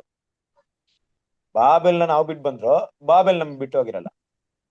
ಅಂದ್ರೆ ಸ್ವಭಾವಗಳು, ಅಲ್ಲಿ ಸ್ವಭಾವಗಳು ಕೆಲವೊಂದ್ ಟೈಮಲ್ಲಿ ಏನ್ ಮಾಡ್ತಾರೆ, ಈಗ ನಮ್ ಎದ್ರಲ್ಲಿ ಒಬ್ರು ಯಾರೊಬ್ರು ಬಂದ್ಬಿಟ್ಟಿದ್ದಾರೆ, ಪ್ರಾರ್ಥನೆ ಮಾಡಿ ಅಂದ್ರೆ ಏನಂತ ಪ್ರಾರ್ಥನೆ ಮಾಡೋದು ಗೊತ್ತಾ? ಅವರು ತಂದೆ ದೇವ್ರ ಹತ್ರ ಪ್ರಾರ್ಥನೆ ಮಾಡಲ್ಲ, ಏಸಪ್ಪ ಹಂಗೆ ಪ್ರಾರ್ಥನೆ ಮಾಡ್ಕೊಂಡಿರೋದು. ಏನರ್ಥ? ಬಿಟ್ಟು ಬಂದಿದಾರ ಅಂದ್ಮೇಲೆ ಕೂಡ ಅದ್ರಲ್ಲಿ ಇರುವಂತ ಬದಲಾವಣೆ ಮಾಡ್ಕೊಳಲ್ಲ. ಅಲ್ಲೆಲ್ಲೂಯಾ ಸ್ತೋತ್ರ ಹಿಂಗೆ ಪ್ರಾರ್ಥನೆ ಮಾಡ್ಕೊಳ್ತಾರದು. ಎಷ್ಟು ವಿಷಯಗಳನ್ನ ನಾವು ಬದಲಾವಣೆ ಮಾಡ್ಕೊಬೇಕಾಗಿದೆ, ದೇವರ ಒಂದು ವಿಷಯಗಳನ್ನ ನಾವು ಎಷ್ಟು ಬಿಟ್ಬಿಡ್ಬೇಕಾಗಿದೆ. ಆ ರೀತಿ ಇರಲ್ಲ, ಆ ಗುಣಗಳು ನಮ್ಮಲ್ಲಿ ಹಂಗೆ ಇರೋದು. ಬಾಬಿಲ್ನ ಬಿಟ್ಟು ಬರೋದಕ್ಕಾಗಲ್ಲ, ಅದ್ರಲ್ಲಿ ಸೆಳೆತ ಇರುತ್ತೆ, ಅದು ಅಟ್ರಾಕ್ಷನ್, ಒಂದು ಆಯಸ್ಕಾಂತ ರೀತಿಯಲ್ಲಿ ಅಲ್ಲಿ ಆಕರ್ಷಣೆ ಇದ್ದೇ ಇರುತ್ತೆ. ಅದನ್ನ ಬಿಟ್ಟು ಕಂಪ್ಲೀಟ್ ಆಗಿ ಬಂದಿದೀವ? ಯೋಚನೆ ಮಾಡೋಣ. ಕ್ರಿಸ್ತನಲ್ಲಿ ಪ್ರೀತಿಯ ಸಹೋದರರೇ, ಇದು ಹೇಗಿರುತ್ತೆ ಅಂದ್ರೆ ಅದಕ್ಕೊಂದು ಎಕ್ಸಾಂಪಲ್ ಕೊಟ್ಟಿದ್ದಾರೆ ನೋಡ್ರಿ ಬ್ರದರ್. ಇಲ್ಲಿ ಯಾರು ಎಕ್ಸಾಂಪಲ್ ಕೊಟ್ಟಿದ್ದಾರೆ? ಈಗ ಓದಿದ್ರಲ್ಲ ಸಿಸ್ಟರ್, ಅದ್ರಲ್ಲಿ ಒಂದು ಉದಾಹರಣೆ ಕೊಟ್ರು ಓಲ್ಡ್ ಟೆಸ್ಟ್ಮೆಂಟ್ ಅಲ್ಲಿ. ಯಾರದು? ಲೋಟನ ಹೆಂಡತಿ. Very good. ಲೋಟನ ಹೆಂಡತಿ ಅಲ್ವಾ? ಲೋಟನ ಹೆಂಡತಿಗೆ ಬಿಡಕ್ಕೂ ಹೋಗಕ್ಕೂ ಆಗ್ತಾ ಇಲ್ಲ, ಇರೋಕ್ಕೂ ಆಗ್ತಿಲ್ಲ ನೋಡ್ರಿ. ಅದೇ ಮೈಂಡ್. ಆ ಒಂದು ಸೋದಮ್ ಗೊಮೋರನ ಬಿಟ್ಟು ಹೋಗೋದಕ್ಕೆ ಆಗ್ತಾನೆ ಇಲ್ಲ ಲೋಟನ ಹೆಂಡತಿ. ಆದ್ರೆ ಅಲ್ಲಿರೋಕ್ಕೂ ಆಗಲ್ಲ, ಯಾಕಂದ್ರೆ ಅಪಾಯ ಬಂದ್ಬಿಡ್ತೀನಿ, ಇನ್ನೇನೋ ನಾಶ ಆಗುತ್ತೆ. ಅದಕ್ಕೆ ತಿರುಗಿ ನೋಡಿದ, ಅಯ್ಯೋ ಬಿಟ್ಬಿಡ್ತಿದ್ದೀನ ನನ್ ಮಠ ಅಲ್ವಾ, ಎಲ್ಲವನ್ನು ಬಿಟ್ಟು ಬರ್ಬೇಕಾ? ಎಷ್ಟ್ ಚೆನ್ನಾಗಿತ್ತಪ್ಪ ಸೋದಮ್ ಗೊಮೋರ, ನಾನು ನನ್ನ ಗಂಡ ಮಕ್ಳು ಇದನ್ನ ಎಷ್ಟು ವರ್ಷಗಳಿಂದ ಇಲ್ಲಿ ಬಂದು ಬದುಕಿ ಎಷ್ಟೆಲ್ಲ ನನ್ನ ಲೈಫ್ ನ ಡೆವಲಪ್ ಮಾಡಿದ್ವಿ, ಎಷ್ಟೆಲ್ಲ ಕಟ್ಕೊಂಡು ಸ್ವಲ್ಪ ಈಗ ತಾನೆ ಮುಂದುವರಿತಾ ಇದ್ವಿ, ಮನೆಗಿನೆಲ್ಲ ಕಟ್ಟಿ ಡೆವಲಪ್ ಆಗಿದ್ವಿ, ಇನ್ನೇನು ನಮ್ ಭವಿಷ್ಯ ರೂಪಿಸ್ಕೊಳ್ಳುವಂತ ಸಮಯದಲ್ಲಿ ಹೋಯ್ತಲ್ಲಪ್ಪ, ಬಿಟ್ಟು ಬರ್ತಾ ಇದೀನಿ, ಏನಾಯ್ತು ನನ್ನ ಮನೆ ಏನಾಯ್ತು, ಸುಟ್ಟೋಗ್ಬಿಡ್ತಾ? ನೋಡ್ರಿ ಅದೇನ್ ಗೊತ್ತಾ ಕ್ರಿಸ್ತಲ್ ಸರಸರೇ, ಯಾವಾಗ ಈ ಭೂಮಿಗೆ ಸಂಬಂಧಪಟ್ಟಂತ ವಿಷಯಗಳಲ್ಲಿ ಮನಸ್ಸು ಜಾಸ್ತಿ ಬೆಳೆಸ್ಕೊಂಡಿರ್ತೀವೋ, ದೇವರ ವಿಷಯದಲ್ಲಿ ಸಂಪೂರ್ಣ ಮನಸ್ಸನ್ನ ನಮ್ ಕೈಲಿ ಕೊಡಕ್ ಆಗಲ್ಲ. ಈ ಕಡೆನೆ ಸೆಳಿತಾ ಇರುತ್ತೆ. ಹೌದು. ನೆನಪು ಮಾಡ್ಕೊಳ್ಳೋಣ, ಲೋಟದ ಹೆಂಡತಿನ ಏನ್ ಮಾಡ್ಕೊಳ್ರಿ, ನೆನಪು ಮಾಡ್ಕೊಳ್ರಿ. ನೇಗಿಲಿನ ಮೇಲೆ ತನ್ನ ಕೈಯನ್ನು ಹಾಕಿ ಹಿಂದಕ್ಕೆ ನೋಡಿದ್ರೆ ಅವನ ದೇವರ ರಾಜ್ಯಕ್ಕೆ ತಕ್ಕವನಲ್ಲ ಅಂತ ಹೇಳ್ಬಿಟ್ಟಿದ್ದಾರೆ. ಒಂದು ಅಲ್ಲಿರೋ, ಇಲ್ಲ ಇಲ್ಲಿರೋ, ಅಲ್ಲೂ ಇರ್ತೀನಿ ಇಲ್ಲೂ ಇರ್ತೀನಿ ಅಂದ್ರೆ ಆಗಲ್ಲ, ನನಗೆ ಇಷ್ಟ ಆಗಲ್ಲ, ನನ್ಗೆ ಅಸಹ್ಯ. ನಿನ್ನ ಮನಸ್ಸೆಲ್ಲ, ನಿನ್ನ ಬಾಡಿ ಎಲ್ಲ ಇಲ್ಲೈತೆ, ನಿನ್ ಮನಸ್ಸೆಲ್ಲ ಅಲ್ಲೈತೆ ಅಂದ್ರೆ ನನಗೆ ಇಷ್ಟವಾಗಲ್ಲ. ಇದೆಲ್ಲ ಬುದ್ಧಿಹೀನ ಕನ್ಯರಾಗೋದಕ್ಕಿರುವಂತ ಒಂದು ಸೈನ್, ಗುರುತು. ಕರೆಕ್ಟಾ? ನೋಡ್ರಿ, ಇದಕ್ಕೆ ಏನಾಯ್ತು ಅಂದ್ರೆ ನಮ್ಗೆ 9 ಗಂಟೆ ಮುಗ್ದೋಗ್ಬಿಡ್ತು ಅಲ್ವಾ? ಸರಿರೇ, ನಾನು ನನ್ ಬಗ್ಗೆ ಹೇಳೋದು ವೇಸ್ಟ್ ಬಿಡ್ರಿ, ಅದೇನು ಪ್ರಯೋಜನ ಆಗಲ್ಲ.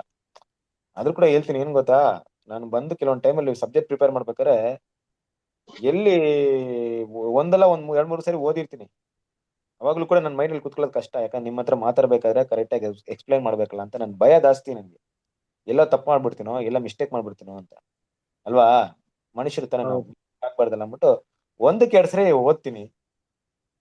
ಆದ್ರೂ ಕೂಡ ನನ್ಗೆ ಏನಿರುತ್ತೆ, ಡಿಸ್ಟರ್ಬೆನ್ಸ್ ಇರುತ್ತೆ ಕೆಲವೊಂದು ಟೈಮಲ್ಲಿ. ಮನೆಯಿಂದ ಕೆಲಸದಿಂದ ಓಡೋರ್ ಬಂದಿರ್ತೀನ, ಇಲ್ಲಿ ಪ್ರೆಷರ್ ಅಲ್ಲಿ ಸ್ವಲ್ಪ ಸ್ಟಡಿ ಮಾಡಕ್ಕೆ ಟೈಮ್ ಸಿಕ್ಕಿರಲ್ವಾ, ಮತ್ತೆ ಓದಿ ಕೂಡ ಮೈಂಡ್ ಅಲ್ಲಿ ಕುತ್ಕೊಂಡಿರುವಾಗ ಏನೋ ಡಿಸ್ಟರ್ಬೆನ್ಸ್ ಆಗಿರುತ್ತೆ, ಇಲ್ಲಿ ಯಾರೋ ಸೌಂಡ್ ಮಾಡಿರ್ತಾರ. ಇದ್ರ ಮಧ್ಯದಲ್ಲಿ ನಾನು ಓದ್ಬೇಕು. ನನಗಿರುವಂತ ಭಯ ಏನಪ್ಪಾ ಅಂದ್ರೆ, ಎಲ್ಲಾದ್ರೂ ಮಿಸ್ಟೇಕ್ ನಿಮ್ಗೆ ಹೇಳ್ಕೊಡ್ಬಾರ್ದು, ತಪ್ಪಾಗಿ ನಿಮ್ಗೆ ನಾಲೆಜ್ ಕೊಡ್ಬಾರ್ದು, ಆದಷ್ಟು ಕರೆಕ್ಟ್ ಆಗಿ ಕೊಡ್ಬೇಕಂತ ನನಗೆ ಭಯ ಇರೋದು. ಫಸ್ಟ್ ಥಿಂಗ್ಸ್ ಮೊದಲು ನಾನು ಸ್ಪಷ್ಟವಾಗಿ ಅರ್ಥ ಮಾಡ್ಕೊಬೇಕಾದ್ರೆ ನನ್ನ ಮೈಂಡ್. ಅರ್ಥವಾಯ್ತಾ? ಇದಕ್ಕೆ ನಾನು ಏನ್ ಮಾಡ್ತೀನಿ, ನನ್ನ ಕೈಲಿ ಆದಷ್ಟು ಸಮಯ ನಿಮ್ಗೆ ಮೊದಲು ಕೊಡ್ತೀನಿ. ಓದದೆ ನಿಮ್ಗೆ ಸ್ಟಡಿ ಮಾಡಕ್ಕೆ ನನಗೆ ಸ್ಯಾಟಿಸ್ಫ್ಯಾಕ್ಷನ್ ಆಗಲ್ಲ, ನನಗೆ ಮನಸ್ಸು ಒಪ್ಕೊಳ್ಳಲ್ಲ. ನಾನು ಈ ರೀತಿ ಟಾಪಿಕ್ ತಗೊಂಡು ಹೋದ್ರು ಕೂಡ ಕ್ರಿಸ್ತನ್ ಹೆಸರು ಇದೆ, ನನ್ಗೆ ಏನ್ ಅನ್ಸಿರುತ್ತೆ, ಓಕೆ ಇವತ್ತು ನಮ್ಮ ಬ್ರದರ್ ಸಿಸ್ಟರ್ಗೆ ನನ್ನ ಕೈಲಿ ಆದಷ್ಟು ಮಾಹಿತಿ ಕೊಟ್ಟಿದ್ದೀನಪ್ಪ, ಏನೋ ಒಂದ್ ರೀತಿಲಿ ಅವ್ರಿಗೆ ಪ್ರಯೋಜನವಾಗಿರುತ್ತೆ. ನನ್ನ ಕೈಲಿ ದೇವರೇ ನನ್ಗೆ ಏನೋ ಇತ್ತೋ ಅಷ್ಟ್ರ ಮಟ್ಟಿಗೆ ತಿಳಿಸ್ಕೊಟ್ಟಿದ್ದೀನಿ. ಖಂಡಿತ ಅವ್ರಿಗೇನೋ ಅರ್ಥವಾಗಿರುತ್ತೆ, ಈ ಟಾಪಿಕ್ ಅವ್ರಿಗೆ ಮನಸ್ಸಲ್ಲಿ ಉಳಿದುಕೊಂಡಿರುತ್ತೆ, ಅವರ ಬಲಿಯ ಜೀವಿತಕ್ಕೆ ಇದೇನೋ ಉಪಯೋಗ ಆಗಿರುತ್ತೆ ಅಂತ ನಾನು ತಿಳ್ಕೊಂಡಿರ್ತೀನಿ. ಅದ್ರ ನಿಮ್ಮ ಹತ್ರ ಎಕ್ಸ್ಪೆಕ್ಟ್ ಮಾಡಿದಾಗ ಅದಕ್ಕೆ ಉತ್ತರಗಳು ಬರ್ತಾ ಇದ್ದಾಗ ನನಗೆ ಏನಾಗುತ್ತೆ ಹೇಳಿ?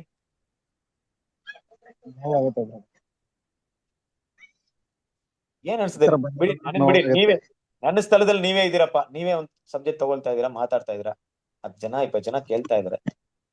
ಈಗ ನೀವು ಅವ್ರಿಗೆ ಏನ್ ಮಾಡ್ತೀವಿ, ಎಲ್ಲ ಕೇಳ್ಬೇಕಾದ್ರೆ ನಿಮ್ ಮುಂದೆ ಎಲ್ಲಾ ತಲೆ ಆಡ್ಸ್ಕೊಂಡು ಚೆನ್ನಾಗಿ ಕೇಳ್ತವ್ರೆ, ಕಣ್ ಮುಂದೆ ತಿಳ್ಕೊಳ್ಳಿ, ಲೈವ್ ಆಗಿ ಎಲ್ಲ ಕುತ್ಕೊಂಡು ಕೇಳ್ತವ್ರೆ, ನೀವು ಪಾಠ ತೆಗಿತಾ ಇದೀರಾ, ಎಲ್ಲ ಹೌದು ತುಂಬಾ ಚೆನ್ನಾಗಿತ್ತು ಅಂತ ಕೇಳ್ತಾ ಇದಾರೆ. ನಿಮ್ಗೆ ಅನಿಸ್ತಾ ಇತ್ತು, ಪರವಾಗಿಲ್ಲಪ್ಪ ಅರ್ಥವಾಯ್ತಂತ, ಆಯ್ತಂತ ಒಂದು ಪ್ರಶ್ನೆ ಕೇಳ್ತೀರಾ, ಯಾರು ಉತ್ತರ ಹೇಳ್ತಾ ಇದ್ರೆ ಸಿಂಪಲ್ ಕ್ವಶನ್ಸ್ಗೆ ನಿಮ್ಗೆ ಏನ್ ಅನ್ಸುತ್ತೆ? ನೀವ್ ನನ್ನ ಪರಿಸ್ಥಿತಿಯಲ್ಲಿ ನೀವು ಯೋಚನೆ ಮಾಡಿ, ಏನ್ ಅನ್ಸುತ್ತೆ? ಅಂತ ಅನ್ಸುತ್ತೆ. ಒಂದು, ನಾನ್ ತಗೊಳ್ತಾ ಇರೋದು ಸರಿಯಾಗಿ ತಗೊಳ್ತಿಲ್ಲವೇನೋ, ನಾನು ಮಾತಾಡೋಂತ ರೀತಿ ಸರಿ ಇಲ್ಲವೇನೋ, ಅರ್ಥವಾಗ್ತಿಲ್ಲ ಅವ್ರಿಗೆ, ನನ್ನ ಭಾಷೆ ಅರ್ಥವಾಗ್ತಾ ಇರ್ಬೋದು, ನಾನು ತುಂಬಾ ವೇಗವಾಗಿ ಹೋಗ್ತಿದ್ದೀನೋ, ಇಲ್ಲ ಅಧಿಕ ಪ್ರಸಂಗತನವನ್ನ ಮಾಡ್ತಾ ಇದ್ದೀನೋ, ಇವ್ರಿಗೆ ಇನ್ನೂ ಶಾರ್ಟ್ ಆಗಿ ಮಾತಾಡ್ಬೇಕು, ಇನ್ನೂ ಡೀಪ್ ಆಗಿ ಮಾತಾಡ್ಬೇಕು, ಯಾವ ರೀತಿ ಇವ್ರಿಗೆ ಅರ್ಥವಾಗೋ ರೀತಿಯಲ್ಲಿ ಮಾತಾಡ್ಬೇಕಂತ ಹಲವಾರು ಆಲೋಚನೆ ನನ್ನಲ್ಲಿ ಬಂದ್ಬಿಡುತ್ತೆ. ಇನ್ನೊಂದು, ಅಲ್ಲ ಇವ್ರಿಗೆ ಅರ್ಥವಾಗದೆ ಇದ್ದಾಗ ಪ್ರಯೋಜನವಾಗಿರೋಂಥ ಸಬ್ಜೆಕ್ಟ್ ನ ಯಾಕೆ ಮಾತಾಡ್ತಾ ಇರ್ಬೇಕು, ಬೇರೆ ಏನೋ ಸಬ್ಜೆಕ್ಟ್ ಚೇಂಜ್ ಮಾಡೋಣವಾ, ಇಲ್ಲ ಈ ಸಬ್ಜೆಕ್ಟ್ ಇವ್ರಿಗೆ ಬೇಕಾಗುತ್ತಾ, ಈ ರೀತಿಯ ಹಲವಾರು ಯೋಚನೆ ಬಂದ್ಬಿಡುತ್ತೆ ಕ್ರಿಸ್ತನ ಸರಿ. ಯಾಕಂದ್ರೆ ಯಾರು ಕೂಡ ಟೈಮ್ ಪಾಸ್ಗೋಸ್ಕರ ಏನು ಮಾಡಕ್ಕೆ ಇಷ್ಟಪಡಲ್ಲ, ಅದು ದೇವ್ರ ವಿಷಯ ಬಂದಾಗ ತುಂಬಾ ಸೀರಿಯಸ್ ಅಲ್ವಾ? ನನ್ನ 1 ಗಂಟೆ ಸಮಯ ನಾನು ಕೊಡ್ತೀನಿ ಅಂದ್ರೆ, ಬ್ರದರ್ ಸಿಸ್ಟರ್, ನಾನು 1 ಗಂಟೆ ನಿಮ್ಗೆ ಕೊಟ್ಟಿದ್ದೀನಿ ಅಂತ ಹೇಳೋ ದೊಡ್ಡ ವಿಷಯ ಅಲ್ಲ. ನಿಮ್ದು ಕೂಡ 1 ಗಂಟೆ ಸಮಯ ಇದೆ, ನಿಮ್ಮ ಸಮಯ ಕೂಡ ವ್ಯಾಲ್ಯೂ ಇದೆ. ಈ ಸಮಯದಲ್ಲಿ ಬೇರೆ ಯಾವುದೋ ಒಂದು ಪಾಠ ಕೇಳೋದ್ರಿಂದ ನಿಮ್ಗೆ ಪ್ರಯೋಜನವಾಯ್ತು ಅಂದ್ರೆ, ನಾನು ಮನಪೂರ್ವಕವಾಗಿ ಸಹೋದರರೇ ಈ ಪಾಠಕ್ಕಿಂತ ಆ ಪಾಠವನ್ನೇ ಕೇಳಿ ಪ್ರಯೋಜನ ಪಡ್ಕೊಳ್ಳೋದು ಬಿಟ್ಕೊಳ್ಳೋದೇ ಒಳ್ಳೇದು. ಯಾಕಂದ್ರೆ ನಿಮ್ಮ ಆತ್ಮಿಕ ಜೀವನಕ್ಕೆ ಅದು ಪ್ರಯೋಜನವಾದಷ್ಟು ಇದು ಪ್ರಯೋಜನವಾಗ್ತಿಲ್ಲ ಅಂತ ನಂಗೆ ಗೊತ್ತಾದ್ಮೇಲೆ ಅದಕ್ಕೆ ಬಿಟ್ಕೊಡ್ಬೇಕು. ಈ ರೀತಿ ಓಪನ್ ಟಾಕ್ ಇರ್ಲಿ, ಓಪನ್ ಆಗಿ ಮಾತಾಡ್ರಿ. ಏನಾದ್ರು ಇದ್ರೆ, ಬ್ರದರ್ ಈ ತರ ಅರ್ಥವಾಗ್ತದೆ, ನನ್ಗೆ ಏನು ಇಲ್ಲ ಕ್ರಿಸ್ತನ್ ಸರಿರೇ, ಓಪನ್ ಆಗಿ ನೀವ್ ಹೇಳಿದ್ರೆ ನಾನು ನಿಜವಾಗ್ಲೂ ಬೇಜಾರು ಮಾಡ್ಕೊಳಲ್ಲ. ನೀವೆಲ್ಲ ನನ್ನ ಸಹೋದರಿಯರು, ಇನ್ನೂ ಹೆಚ್ಚಾಗಿ ನಾನು ಒಂದು ಟೂಲ್ಸ್ ಅಷ್ಟೇ, ಇಲ್ಲಿ ಇನ್ನೇನು ಇಲ್ಲ. ಬ್ರದರ್ ಅರ್ಥವಾಗ್ತಿಲ್ಲ, ಈ ರೀತಿ ಮಾತಾಡ್ರಿ, ಬೇರೆ ತರ ಮಾತಾಡ್ರಿ, ನಮ್ ಮೈಂಡ್ ಅಲ್ಲಿ ಉಳ್ಕೊಳ್ತಾ ಇಲ್ಲ, ನೀವ್ ಮಾತಾಡಂತ ಭಾಷೆ ಸ್ಪಷ್ಟತೆ ಇಲ್ಲ, ನಾನು ಖಂಡಿತ ಅದನ್ನ ಬದಲಾವಣೆ ಮಾಡ್ಕೊಳಕ್ಕೆ ಟ್ರೈ ಮಾಡ್ತೀನಿ. ಟೈಮ್ ಮುಗೀತು, 9 ಗಂಟೆ 8 ನಿಮಿಷ. ಈಗ ಹೇಳ್ರಿ, ಕೊನೆಗೆ ಏನು ನನ್ನಲ್ಲಿ ಎಕ್ಸ್ಪೆಕ್ಟ್ ಮಾಡ್ತೀರಾ, ನೀವು ಏನ್ ಚೇಂಜಸ್ ಎಕ್ಸ್ಪೆಕ್ಟ್ ಮಾಡ್ತೀರಾ? ಈ ಟಾಪಿಕ್ ನಾನು ಮುಗಿಸೋದಕ್ಕೆ ಇಲ್ಲಿವರೆಗೂ ಮಾಡಿದಂತ ವಿಷಯಗಳಲ್ಲಿ ಆದಷ್ಟು ನಾನು ಬದಲಾವಣೆ ಮಾಡ್ಕೊಳ್ಬೇಕಾಗಿರೋಂಥ ವಿಷಯ, ನಾನು ನನ್ನನ್ನು ಬದಲಾವಣೆ ಮಾಡ್ಕೊಳ್ತೀನಿ, ನೀವ್ ಮಾಡ್ಕೊಳ್ತೀರಾ ಇಲ್ವೋ ಗೊತ್ತಿಲ್ಲ. ಆದಷ್ಟು ನಿಮಗೆ ಇದು ಅರ್ಥವಾಗೋ ರೀತಿಯಲ್ಲಿ ನಾನು ತಗೊಳಕ್ಕೆ ಇನ್ ಯಾವ ರೀತಿ ವಿಷಯಗಳನ್ನ ಮಾಡ್ಬೋದು ಅಂತ ನಿಮ್ ಕಡೆಯಿಂದ ಫೀಡ್ಬ್ಯಾಕ್ ಕೊಡಿ ನನಗೆ.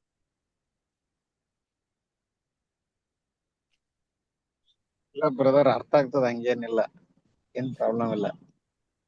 ಅದೇ ಓಕೆ, ಇದು ನಮ್ಮ ಮೋಹನ್ ರಾಜ್ ಬ್ರದರ್ ಒಂದು ಅಭಿಪ್ರಾಯ. ಓಕೆ, ಬೇರೆಯವ್ರು ಹೇಳಿ. ಬ್ರದರ್ ಅರ್ಥ ಆಗುತ್ತೆ, ಆದ್ರೆ ಅದು ಹೇಳಕ್ಕೆ ಇದಾಗ್ತಾ ಇಲ್ಲ ಅಷ್ಟೇ ಬ್ರದರ್. ಹೇಳೋದು ನೀವು ಪ್ರಯಾಸ ಪಟ್ಟು ಮಾಡ್ತಾರೆ. ಅಲ್ಲ ಬ್ರದರ್, ಪ್ರಯಾಸ ಪಟ್ಟಿ ದೇವ್ರ ವಿಷಯದಲ್ಲಿ ತಿಳ್ಕೊಳ್ಳಿ ಆಸಕ್ತಿಯಿಂದ ಇವ್ರುನು ನಾವು ಮಾಡದ್ನ ಅಂತ ನೀವು ಮಾಡ್ತಿರಲ್ಲ, ಅದನ್ನ ಅರ್ಥ ಮಾಡ್ಕೊಂಡು ನಿಮ್ಗೆ ಹೇಳ್ಲಿಲ್ಲ ಅಂದ್ರೆ ನಿಮ್ಗೂ ನೋವಾಗುತ್ತೆ ಬ್ರದರ್. ದೇವ್ರ ವಿಷಯದಲ್ಲಿ ತಾನೇ ನಮ್ಗೆ ಇಷ್ಟು ಪ್ರಯಾಸ ಪಟ್ಟಿ ಮಾಡ್ತಾ ಇದ್ದೀರಲ್ಲ ತಿಳ್ಕೊಳ್ಳಿ ಅಂತ. ಅದ್ರಲ್ಲಿ ಎಷ್ಟು ಅರ್ಥ ಆಗ್ತೋ ಅಷ್ಟಾದ್ರೂ ಹೇಳ್ಬೇಕು ನಾವು. ಓಕೆ, ಎಲ್ಲಪ್ಪ ಬ್ರದರ್ ಹೇಳಿ. ಬ್ರದರ್ ನಾವು ಸರಿ ಪಡ್ಕೋಬೇಕ್ರಿ ಬ್ರದರ್. ನೀವ್ ಹೇಳಿದ್ರೆ ಕರೆಕ್ಟ್ ಇದ್ರೆ ನಮ್ಮನ್ನ ನಾವು ಸರಿಪಡಿಸ್ಕೊಳ್ತಾ ಇಲ್ಲ, ನಾವ್ ಸರಿಪಡಿಸ್ಕೋಬೇಕಂತ ನಮ್ಗ. Okay, thank you. ಬೇರೆ ಎಲ್ಲ ನನ್ ಬಗ್ಗೆ ಏನಾದ್ರು ಹೇಳ್ರಿ ಅಂದ್ರೆ ನಿಮ್ ಬಗ್ಗೆ ನಿಮ್ದೇ ಹೇಳ್ತಾ ಇದೀರಪ್ಪ.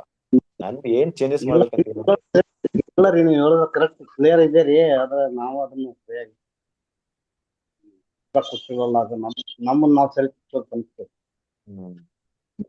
ಸರಿ, ಕ್ರಿಸ್ತಲ್ ಪಿತೇಶ್ವರ ಸರಿ. ಕೊನೆಯದಾಗ ಒಂದು ವಿಷಯ ಹೇಳಕ್ ಇಷ್ಟಪಡ್ತೀನಿ ನೋಡ್ರಿ, ಯಾಕಂದ್ರೆ ಇನ್ನು ಕೂಡ ನಮ್ಗೆ ಎಷ್ಟಾಗಿದೆ, ಒಟ್ಟು ಪೇಜ್ ಎಷ್ಟಿದೆ ಇದು ನಿಮ್ಮ ಥರ್ಡ್ ವಾಲ್ಯೂಮ್ ಪೇಜ್ ಇರೋದು ಒಟ್ಟು 239 ಪೇಜ್. ನಾವಿನ್ನ ಅರ್ಧ ಬಂದಿದ್ವಿ, ಆಯ್ತಾ. ಇದು ಎಷ್ಟನೇ ಭಾಗ ಆಯ್ತು? 70 ಭಾಗ, 72 ಭಾಗ ಅಂದ್ರೆ 1.5 ವರ್ಷ ಮುಗೀತು.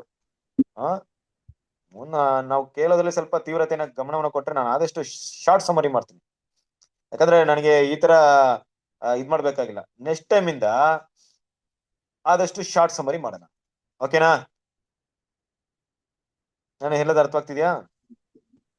ಹಾ ಬ್ರದರ್, ಅರ್ಥ ಆಗ್ತದೆ. ಯಾವ ವಿಷಯವನ್ನು ಓದಿಸ್ಬೇಕಂತಿದ್ದೀನೋ ಅದನ್ನ ಓದಿಸ್ತೀನಿ, ಯಾವ್ದು ಬೇಡವೋ ಅದನ್ನ ಓದ್ಸಲ್ಲ ನಾನು ಎಕ್ಸ್ಪ್ಲೈನ್ ಮಾಡ್ಕೊಂಡು ಹೋಗ್ತೀನಿ ಶಾರ್ಟ್ ಆಗಿ. ಸಿಂಪ್ಲಿಸಿಟಿ ಮಾಡ್ಕೊಂಡು ಹೋಗೋಣ, ಯಾಕಂದ್ರೆ ನಮ್ಗೆ ಇನ್ನೂ 1.5 ವರ್ಷ ಬೇಕಾಗಿಲ್ಲ. ಆದಷ್ಟು ಈ ವರ್ಷದಲ್ಲಿ ಒಂದು 6 ತಿಂಗಳಲ್ಲಿ ಇದನ್ನ ಮುಗಿಸಕ್ಕೆ ಪ್ರಯತ್ನ ಪಡೋಣ. ನೀವು ಕೇಳೋದ್ರಲ್ಲಿ ಸ್ವಲ್ಪ ಗಮನ ಕೊಡ್ರಿ. ಇನ್ನೊಂದು ಕೂಡ ನಾನು ಕೆಲವೊಂದು ನಿಮ್ಗೆ ಈಗ ಮುಂದಿನ ಸರಿ ಈ ತರ ವಿಷಯಗಳಂದ್ರೆ ಒಂದೊಂದಾಗಿ ಓದ್ಸ್ಕೊಂಡು ಹೋಗೋದಕ್ಕೆ ವಿಷಯಗಳಿರಲ್ಲ. ಆದಷ್ಟು ಆ ಸಾರಾಂಶವನ್ನ ಮಾತಾಡ್ಕೊಂಡು ಹೋಗ್ತೀನಿ. ಆ ಪಾಠವನ್ನ ಎಂಡ್ ಮಾಡಕ್ಕೆ ನಾವು ಪ್ರಯತ್ನ ಪಡೋಣ. ನಾನು ಸ್ವಲ್ಪ ಪ್ರಯತ್ನ ಪಡ್ತೀನಿ, ಇನ್ನೂ ಸ್ವಲ್ಪ ಎಫೆಕ್ಟ್ ಆಗ್ತೀನಿ ನಿಮ್ಗೋಸ್ಕರ, ಅರ್ಥವಾಗೋ ರೀತಿಯಲ್ಲಿ ಬೇರೆ ರೀತಿ. ನೋಡ್ರಿ, ಮುಂದಿನ ವಾರ ನೋಡ್ರಿ, ನಿಮ್ಗೆ ಗೊತ್ತಾಗುತ್ತದೆ ಆ ರೀತಿ ನಾನು ಮಾಡ್ತೀನಿ ನೋಡ್ರಿ. ಅದ್ರಲ್ಲಿ ಚೇಂಜಸ್ ಇದ್ರೆ ಹೇಳ್ರಿ. ಒಂದು ವಿಷಯ, ಇದು ನಾನು ಹೇಳ್ತಾರಂತ ವಿಷಯ. ಇನ್ನೊಂದು ಏನಪ್ಪಾ ಅಂದ್ರೆ, ಆದಷ್ಟು ಕೃಷ್ಣನ್ ಪಿತೇಶ್ವರ ಸರ್ ಇದೆ, ಯಾವುದೇ ಕ್ಲಾಸ್ನ ರಿವಿಷನ್ ಮಾಡ್ರಿ ಒಂದ್ಸರಿ. ಯಾವಾಗ ರಿವಿಷನ್ ಮಾಡ್ತೀನಿ ಅಟ್ಲೀಸ್ಟ್ ನೀವು ಯಾವಾಗ ಮಾಡ್ತಾ ಇದ್ರು ಪರವಾಗಿಲ್ಲ, ಇವಾಗ ಕ್ಲಾಸ್ ಸ್ಟಾರ್ಟ್ ಆಗುತ್ತೆ ಅಂದಾಗ ಒಂದ್ ಅರ್ಧ ಗಂಟೆ ಮೊದಲಾದ್ರೂ ಬಂದು ಕುತ್ಕೊಂಡು ಬ್ರದರ್ ಏನ್ ಮಾತಾಡಿದ್ರು, ಲಾಸ್ಟ್ ಟೈಮ್ ಏನಾಯ್ತು ಅಂತ ಒಂದ್ಸರಿ ರಿವಿಷನ್ ಮಾಡ್ರಿ. ಕೇಳ್ತಾರಂತಲ್ಲ ಬ್ರದರ್, ಕೇಳ್ತಾರೆ, ಅವ್ರು ಕೇಳ್ತಾರೆ, ಇವ್ರು ಕೇಳ್ತಾರಂತಲ್ಲ, ನನಗೆ ಅರ್ಥ ಆಯ್ತಾ ಅಂದ್ಬಿಟ್ಟು ರಿವಿಷನ್ ಮಾಡ್ರಿ. ಇಲ್ಲ ಅಂದ್ರೆ ಒಂದು ಯೂಟ್ಯೂಬ್ನ ಸ್ವಲ್ಪ ಫಾರ್ವರ್ಡ್ ಮಾಡಿ ನೋಡ್ರಿ, ಶಾರ್ಟ್ ಆಗಿ ಕೇಳ್ಕೊಳ್ರಿ. ಅವಾಗ ಇನ್ನೊಂದು ಕೆಲವೊಂದು ವಿಷಯ ಅರ್ಥ ಆಗುತ್ತೆ ನಿಮ್ಗೆ. ಎಲ್ಲ ಕೂಡ ಇದೆ, ಆಡಿಯೋ ವಿಡಿಯೋ ಇದೆ, ಯೂಟ್ಯೂಬ್ ಇದೆ, ಮತ್ತೆ ನೋಟ್ಸ್ ಕೂಡ ಇದೆ ಅಲ್ವಾ. ನಿಮ್ಗೆ ಮೈಂಡ್ ಸ್ವಲ್ಪ ಚೆನ್ನಾಗಿ ಕೇಳ್ಬಿಟ್ಟಿದ್ರೆ ಖಂಡಿತವಾಗ್ಲು 2-3 ಪಾಯಿಂಟ್ ಓದಿದ್ರೆ, ಈ ಪಾಯಿಂಟ್ ಅಲ್ಲಿ ಇದೇ ಮಾತಾಡಿದ್ರು ಬ್ರದರ್ ಅಂತ ನಿಮ್ಗೆ ಅರ್ಥವಾಗುತ್ತೆ. ಇದು ನನ್ನ ಒಂದು ಅಂಬಲ್ ರಿಕ್ವೆಸ್ಟ್ ನಿಮ್ಮ ಹತ್ರ. ನೀವು ದಿನ ಪೂರ್ತಿ ಅದನ್ನ ಸ್ಟಡಿ ಮಾಡಿ ಅಂತ ಹೇಳ್ತಾ ಇಲ್ಲ. 8 ಗಂಟೆ ಕೃಷ್ಣನ್ ಪಿತೇಶ್ವರ ಸರಿ ನಾನು ಮನೆಗೆ ರೀಚ್ ಆಗಿದ್ದು ಕರೆಕ್ಟ್ ಆಗಿ 7:50ಗೆ ರೀಚ್ ಆಗಿದ್ದು ಇವತ್ತು. ಅದ್ರಲ್ಲಿ ನಾನು ಏನ್ ಮಾಡಿ ಬಂದು ದಡಬಡ ಅಂತ ಎಲ್ಲ ಕೆಲಸ ಮಾಡ್ಬೇಕಾಯ್ತು. ಪಾಪ ನಿಮ್ಮ ಕಡೆ ತುಂಬಾ ಜನ ಕೆಲಸದಲ್ಲಿ ಇರ್ತೀರಾ, ಗೊತ್ತು ನನಗೆ ನಿಮ್ಮ ಕೆಲಸ ಕಾರ್ಯಗಳು. ಆದ್ರೂ ಕೂಡ ಸ್ವಲ್ಪ ಇವಾಗ ನಾನು ಕ್ಲಾಸ್ ಹೋಗ್ತಾ ಇದ್ದೀನಿ, ಅರ್ಧ ಗಂಟೆಗೆ ಅಲ್ಲಿ ಕ್ಲಾಸ್ ಶುರು ಆಗ್ತಿದೆ. ಲಾಸ್ಟ್ ವೀಕ್ ಏನಪ್ಪಾ ನಾನು ಕೇಳ್ದೆ ಅಂತ ರೀಕಾಲ್ ಮಾಡ್ಕೊಳ್ಳಕ್ಕೆ ಪ್ರಯತ್ನ ಪಡಿ. ಅದು ನಿಮಗೆ ನಿಮ್ಮ ಮನಸ್ಸಲ್ಲಿ ಉಳ್ಕೊಳ್ಳಕ್ಕೆ ಯೂಸ್ಫುಲ್ ಆಗುತ್ತೆ, ಓಕೆನಾ? ಆ ತರ ಮಾಡಕ್ ಇದ್ ಮಾಡ್ರಿ. ನೆಕ್ಸ್ಟ್ ಟೈಮ್ಸ್ ನಿಮ್ಗೆ ಈ ತರ ಸ್ಟಡೀಸ್ ಇರಲ್ಲ. ಸ್ಟಡೀಸ್ ಇದೆ, ಸ್ಟಡಿ ಇರುತ್ತೆ, ಬಟ್ ಆದಷ್ಟು ನಾವು ಈ ತರ ತಗೊಂಡೋದ್ರೆ ಎಕ್ಸಾಕ್ಟ್ಲಿ ಈಗ ಅರ್ಧ ಭಾಗ ಆಗಿದೆ, 72 ವಾರ ಆಗಿದೆ. ನಮ್ಮ ಲೆಕ್ಕಾಚಾರ ಪ್ರಕಾರವಾಗಿ 1.5 ವರ್ಷ ದಾಟೋಗಿದೆ. ಈ 72 ವಾರದಲ್ಲಿ ಬೇರೆ 116 ಪಾಯಿಂಟ್ ಕವರ್ ಮಾಡ್ತಾ ಇದ್ದೀವಿ ನಾವು.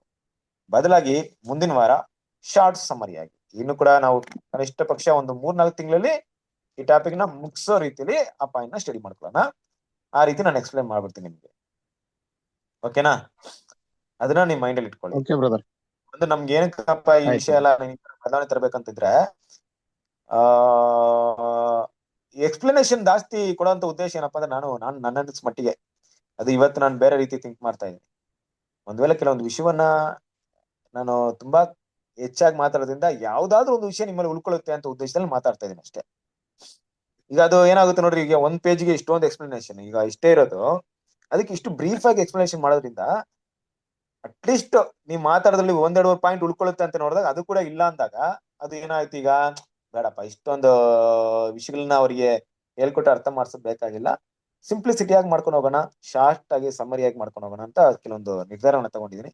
ಮುಂದಿನ ವಾರದಿಂದ ಈ ಪ್ರಯತ್ನವನ್ನ ಮಾಡೋಣ ಅಂದ್ರೆ ಪರ್ಮನೆಂಟ್ ಎಲ್ಲ ಮಾಡಿ ನೋಡೋಣ. ನಿಮ್ಮ ಮನಸ್ಸಾಕ್ಷಿಗೆ ಬ್ರದರ್ ಪರವಾಗಿಲ್ಲ, ಮೊದ್ಲಿಗಿಂತ ಇದು ತುಂಬಾ ಯೂಸ್ ಆಗ್ತಿದೆ, ಇದೇ ತರ ಮಾಡಿ ಅಂತ ನೀವೆಲ್ಲ ಫೀಡ್ಬ್ಯಾಕ್ ಕೊಟ್ರೆ ಅದನ್ನ ಹಾಗೆ ಮಾಡ್ಕೊಂಡು ಹೋಗೋಣ. ಇಲ್ಲ ಬ್ರದರ್ ಇದು ಅಷ್ಟು ಇದಾಗ್ತಿಲ್ಲ, ನೀವ್ ಹಂಗೆ ಓದ್ಸ್ರಿ ಮಾಡ್ಕೊಂಡು ಹೋಗ್ರಿ ಅಂದಾಗ ಬೇಕಾದ್ರೆ ಆ ರೀತಿ ಮಾಡ್ಕೊಂಡು ಹೋಗೋಣ, ಚೇಂಜಸ್ ಮಾಡಿ ನೋಡೋಣ. ನನ್ನ ಉದ್ದೇಶ ಇಷ್ಟೇ, ಏನಾದ್ರೂ ನಿಮ್ಗೆ ಅದು ಅರ್ಥವಾಗೋ ರೀತಿ ಅದಕ್ಕೆ ಪ್ರಯತ್ನ ಪಡೋಣ. ಓಕೆನಾ? ಬೇರೆ ಏನೇ ಇದ್ರು ಕೂಡ ದಯವಿಟ್ಟು ಕ್ರಿಸ್ತನ ಪ್ರೀತಿ ಹೆಸರು ಸರ್ ಇದೆ, ಓಪನ್ ಆಗಿ ಮಾತಾಡ್ರಿ. ಝೂಮ್ ಅಲ್ಲಿ ಮಾತಾಡಕ್ ಆಗ್ತಿದ್ರು ಪರವಾಗಿಲ್ಲ, ವಾಟ್ಸ್ಆಪ್ ಮಾಡ್ರಿ, ಬ್ರದರ್ ಈ ತರ ಮಾಡ್ಕೊಳ್ರಿ, ವಾಯ್ಸ್ ಮೆಸೇಜ್ ಕಳ್ಸ್ರಿ, ಬ್ರದರ್ ಎಲ್ಲ ಓಕೆ ನಂಗೆ ಈ ತರ ಚೇಂಜ್ ಮಾಡ್ಕೊಳ್ರಿ, ಸ್ವಲ್ಪ ಸ್ಪೀಡ್ ಆಗಿದ್ದೀರಾ, ಮತ್ತೆ ಕೆಲವೊಂದು ಬದಲಾವಣೆ ನಾನು ಮಾಡ್ಕೊಳ್ತೀನಿ. ನನ್ನಲ್ಲಿ ಆದಷ್ಟು ಬದಲಾವಣೆ ಮಾಡ್ಕೊಳಕ್ಕೆ ಟ್ರೈ ಮಾಡ್ತೀನಿ. ಮೊದ್ಲಿಗಿಂತ ಈಗ ಎಲ್ಲ ಡೆವಲಪ್ ಆಗಿದ್ದೀನಿ, ಮುಂದೆ ಕೂಡ ನಿಮ್ಗೋಸ್ಕರ ಚೇಂಜಸ್ ಮಾಡ್ಕೊಳ್ತೀನಿ. ಏನಾಗಿದ್ರೆ ಹೇಳ್ರಿ. ಆದ್ರೆ ಇನ್ನ ಕಾಲಹರಣ ಮಾಡ್ಕೊಳ್ಳೋದಕ್ಕೆ ಯಾವುದೇ ಸಬ್ಜೆಕ್ಟ್ ನಾವು ಕೇಳಕ್ ಬೇಕಾಗಿಲ್ಲ. ಅಂದ್ರೆ ನೀವ್ ಯಾರು ಮಾಡ್ತಾ ಇಲ್ಲ, ದಯವಿಟ್ಟು ಆ ಮಾತನ್ನ ಯೂಸ್ ಮಾಡಬಾರ್ದಾಯ್ತು, ಕಾಲಹರಣ ಅಂತ ತಪ್ಪಾಗಿ ತಿಳ್ಕೊಂಬೇಡ್ರಿ. ಬೇಡ, ಆದಷ್ಟು ಏನ್ ಮಾಡೋಣ, ನಮ್ಮನ್ನಲ್ಲಿ ಅರ್ಥ ಮಾಡ್ಕೊಳಕ್ಕೆ ಪ್ರಯತ್ನ ಪಡಕ್ಕೆ ನಾವೇ ನಿರ್ಧಾರಗಳ ತಗೊಳ್ಳೋಣ. ಓಕೆನಾ? ಸೊ ದೇವ್ರ ಈ ಪಾಠಗಳನ್ನ ಆಶೀರ್ವದಿಸಲಿ. ಸಮಯ ಕೂಡ ಅಧಿಕವಾಗಿ ತಗೊಂಡು ದಯವಿಟ್ಟು ಕ್ಷಮಿಸ್ಕೊಳ್ರಿ. ಮುಂದಿನ ವಾರ ನಾವು ಆದಷ್ಟು ಬೇಗ ಅದನ್ನ ಇದು ಮಾಡೋಣ. ಇವತ್ತಿನ ಒಂದು ರಾತ್ರಿ ಗೀತೆನ ಓದಿ ನಾವು ಈ ಪಾಠವನ್ನ ಅಂತಿಮ ಮಾಡೋಣ. ಯಾರು ಓದ್ತೀರಾ ರಾತ್ರಿ ಗೀತೆನ?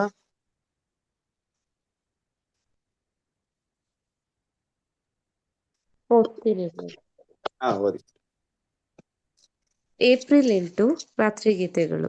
ಕರ್ತನ ಭಯವು ಜ್ಞಾನೋಪದೇಶ, ಗೌರವಕ್ಕೆ ಮೊದಲು ವಿನಯ. ಜ್ಞಾನೋಕ್ತಿಗಳು 15ನೇ ಅಧ್ಯಾಯ 33ನೇ ವಚನ. ಒಬ್ಬ ಮನುಷ್ಯನ ಸಾಮ್ಯದಲ್ಲಿ ತನ್ನ ಸ್ವಂತ ಕಣ್ಣಿನಲ್ಲಿರುವ ತೊಲೆಯನ್ನು ಯೋಚಿಸದೆ ತನ್ನ ಸಹೋದರನ ಕಣ್ಣಿನಲ್ಲಿರುವ ರವೆಯನ್ನು ತೆಗೆಯಲು ಪ್ರಯತ್ನಿಸುವುದು ಬಲವಾದ ವಿಧಾನವಾಗಿದ್ದು, ಬೋಧಕನಾದ ಯೇಸು ವಿನಯದ ದೀನತೆಯ ಅವಶ್ಯವನ್ನು ಕುರಿತು ದೇವರಿಂದ ಬೋಧಿಸಲ್ಪಡುವವರಿಗೆ ತಿಳಿಸುತ್ತಾನೆ. ವಿನಯ ದೀನತೆ ಎಂಬುದು ಇಲ್ಲಿ ಬೇರೆಡೆ ಹೇಳಿದಂತೆ ಸದ್ಗುಣವನ್ನು ಅಡಿಪಾಯವಾಗಿ ಇರಿಸಿದಂತೆ ಹೇಳಲ್ಪಟ್ಟಿದೆ. ವಿನಯಕ್ಕೆ ದೀನತೆಗೆ ಲ್ಯಾಟಿನ್ ಪದವು ಹ್ಯೂಮಸ್ ಅಂದರೆ ನೆಲ ಎಂದು ಅರ್ಥ. ಇದು ಇತರ ಸದ್ಗುಣಗಳನ್ನು ಉತ್ಪಾದಿಸುವ ಮಣ್ಣು ಎಂದು ಸೂಚಿಸಲಾಗಿದೆ. ಯಾರೆಲ್ಲ ತಮಗೆ ಎಲ್ಲಾ ತಿಳಿದಿದೆ ಎಂದು ಅಂದುಕೊಳ್ಳುತ್ತಾರೋ ಅಂಥವರು ಏನನ್ನೂ ಕಲಿತುಕೊಳ್ಳಲಾರರು. ಚಾಲ್ಮರ್ಸನ್ ಹೇಳಿದಂತೆ, ಒಬ್ಬ ಮನುಷ್ಯನು ತನ್ನನ್ನು ಎಷ್ಟು ಹೆಚ್ಚಾಗಿ ಪರೀಕ್ಷಿಸುತ್ತಾನೋ ಅವನು ತನ್ನ ಸ್ವಂತ ಗುಣಲಕ್ಷಣದ ದುರ್ಬಲತೆಗಳನ್ನು ಕೊರತೆಗಳನ್ನು ಕಂಡುಕೊಳ್ಳುತ್ತಾನೆ.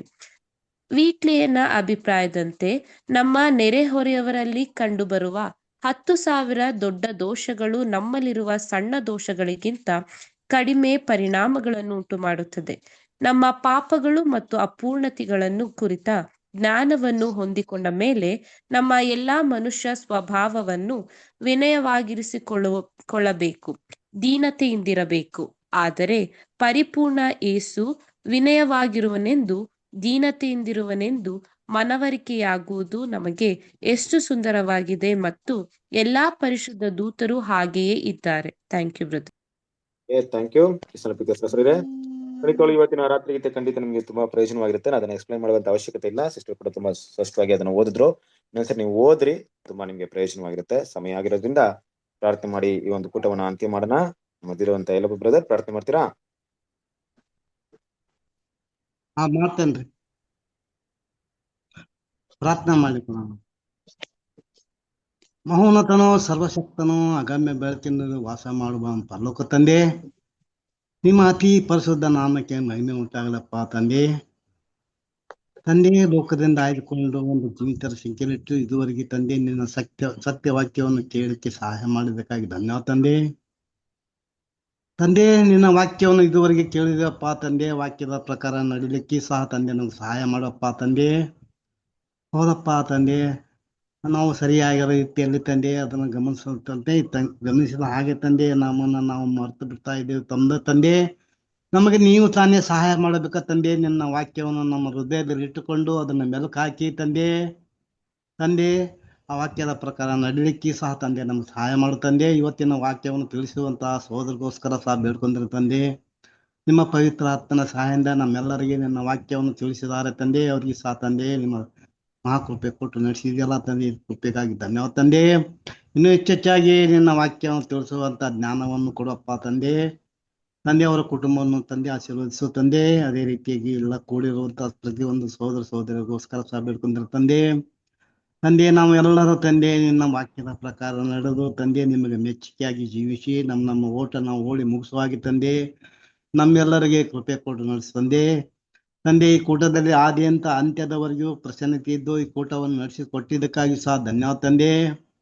ತಂದೆ ಇನ್ನು ಯಾವ ಸಹೋದರ ಅಸ್ವಸ್ಥರಾಗಿದ್ದಾರೆ ತಂದೆ, ಅವ್ರಿಗೆ ಸಹ ತಂದೆ ಮುಂದಿನ ಸಮಯದಲ್ಲಿ ನಿನ್ನ ಚಿತ್ತಕ್ಕನುಸಾರವಾಗಿ ಗುಣಹೊಂದಿ ತಂದೆ ಅವರು ಸಹ ತಂದೆ ನಿನ್ನ ವಾಕ್ಯವನ್ನು ಕೇಳುವಾಗಿ ಸಹಾಯ ಮಾಡು ತಂದೆ. ಇನ್ನು ಯಾರು ಬಂದಿಲ್ಲ ತಂದೆ, ಅವ್ರಿಗೆ ಸಹ ತಂದೆ ಮುಂದಿನ ಸಮಯದಲ್ಲಿ ನಿನ್ನ ವಾಕ್ಯವನ್ನು ಕೇಳುವಾಗಿ ಅವ್ರಿಗೆ ಸಹ ತಂದೆ ಸಹಾಯ ಮಾಡು ತಂದೆ.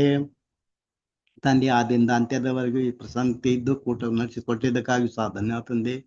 ಈ ಚಿಕ್ಕ ಪ್ರಾರ್ಥನಾ ನಮ್ಮೆಲ್ಲರ ರಕ್ಷಕನಾದ ನಮ್ಮ ಯೇಸು ಕ್ರಿಸ್ತನ ನಾಮದಲ್ಲಿ ಬೀಳುತ್ತೇನೆ ತಂದೆ, ಆಮೇನ್.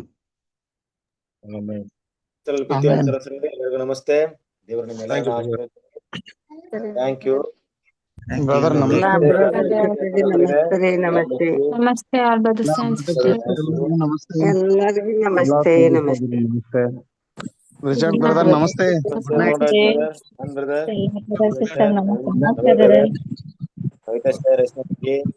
ಎಲ್ಲರಿಗೂ ಗುಡ್ ನೈಟ್ ನಮಸ್ತೆ. ಎಲ್ಲರಿಗೆ ಬಲ್ಲಾ ಬ್ರದರ್ ಸಿಸ್ಟರ್ಗೆ ನಮಸ್ತೆ. ಎಲ್ಲರಿಗೂ ನಮಸ್ತೆ.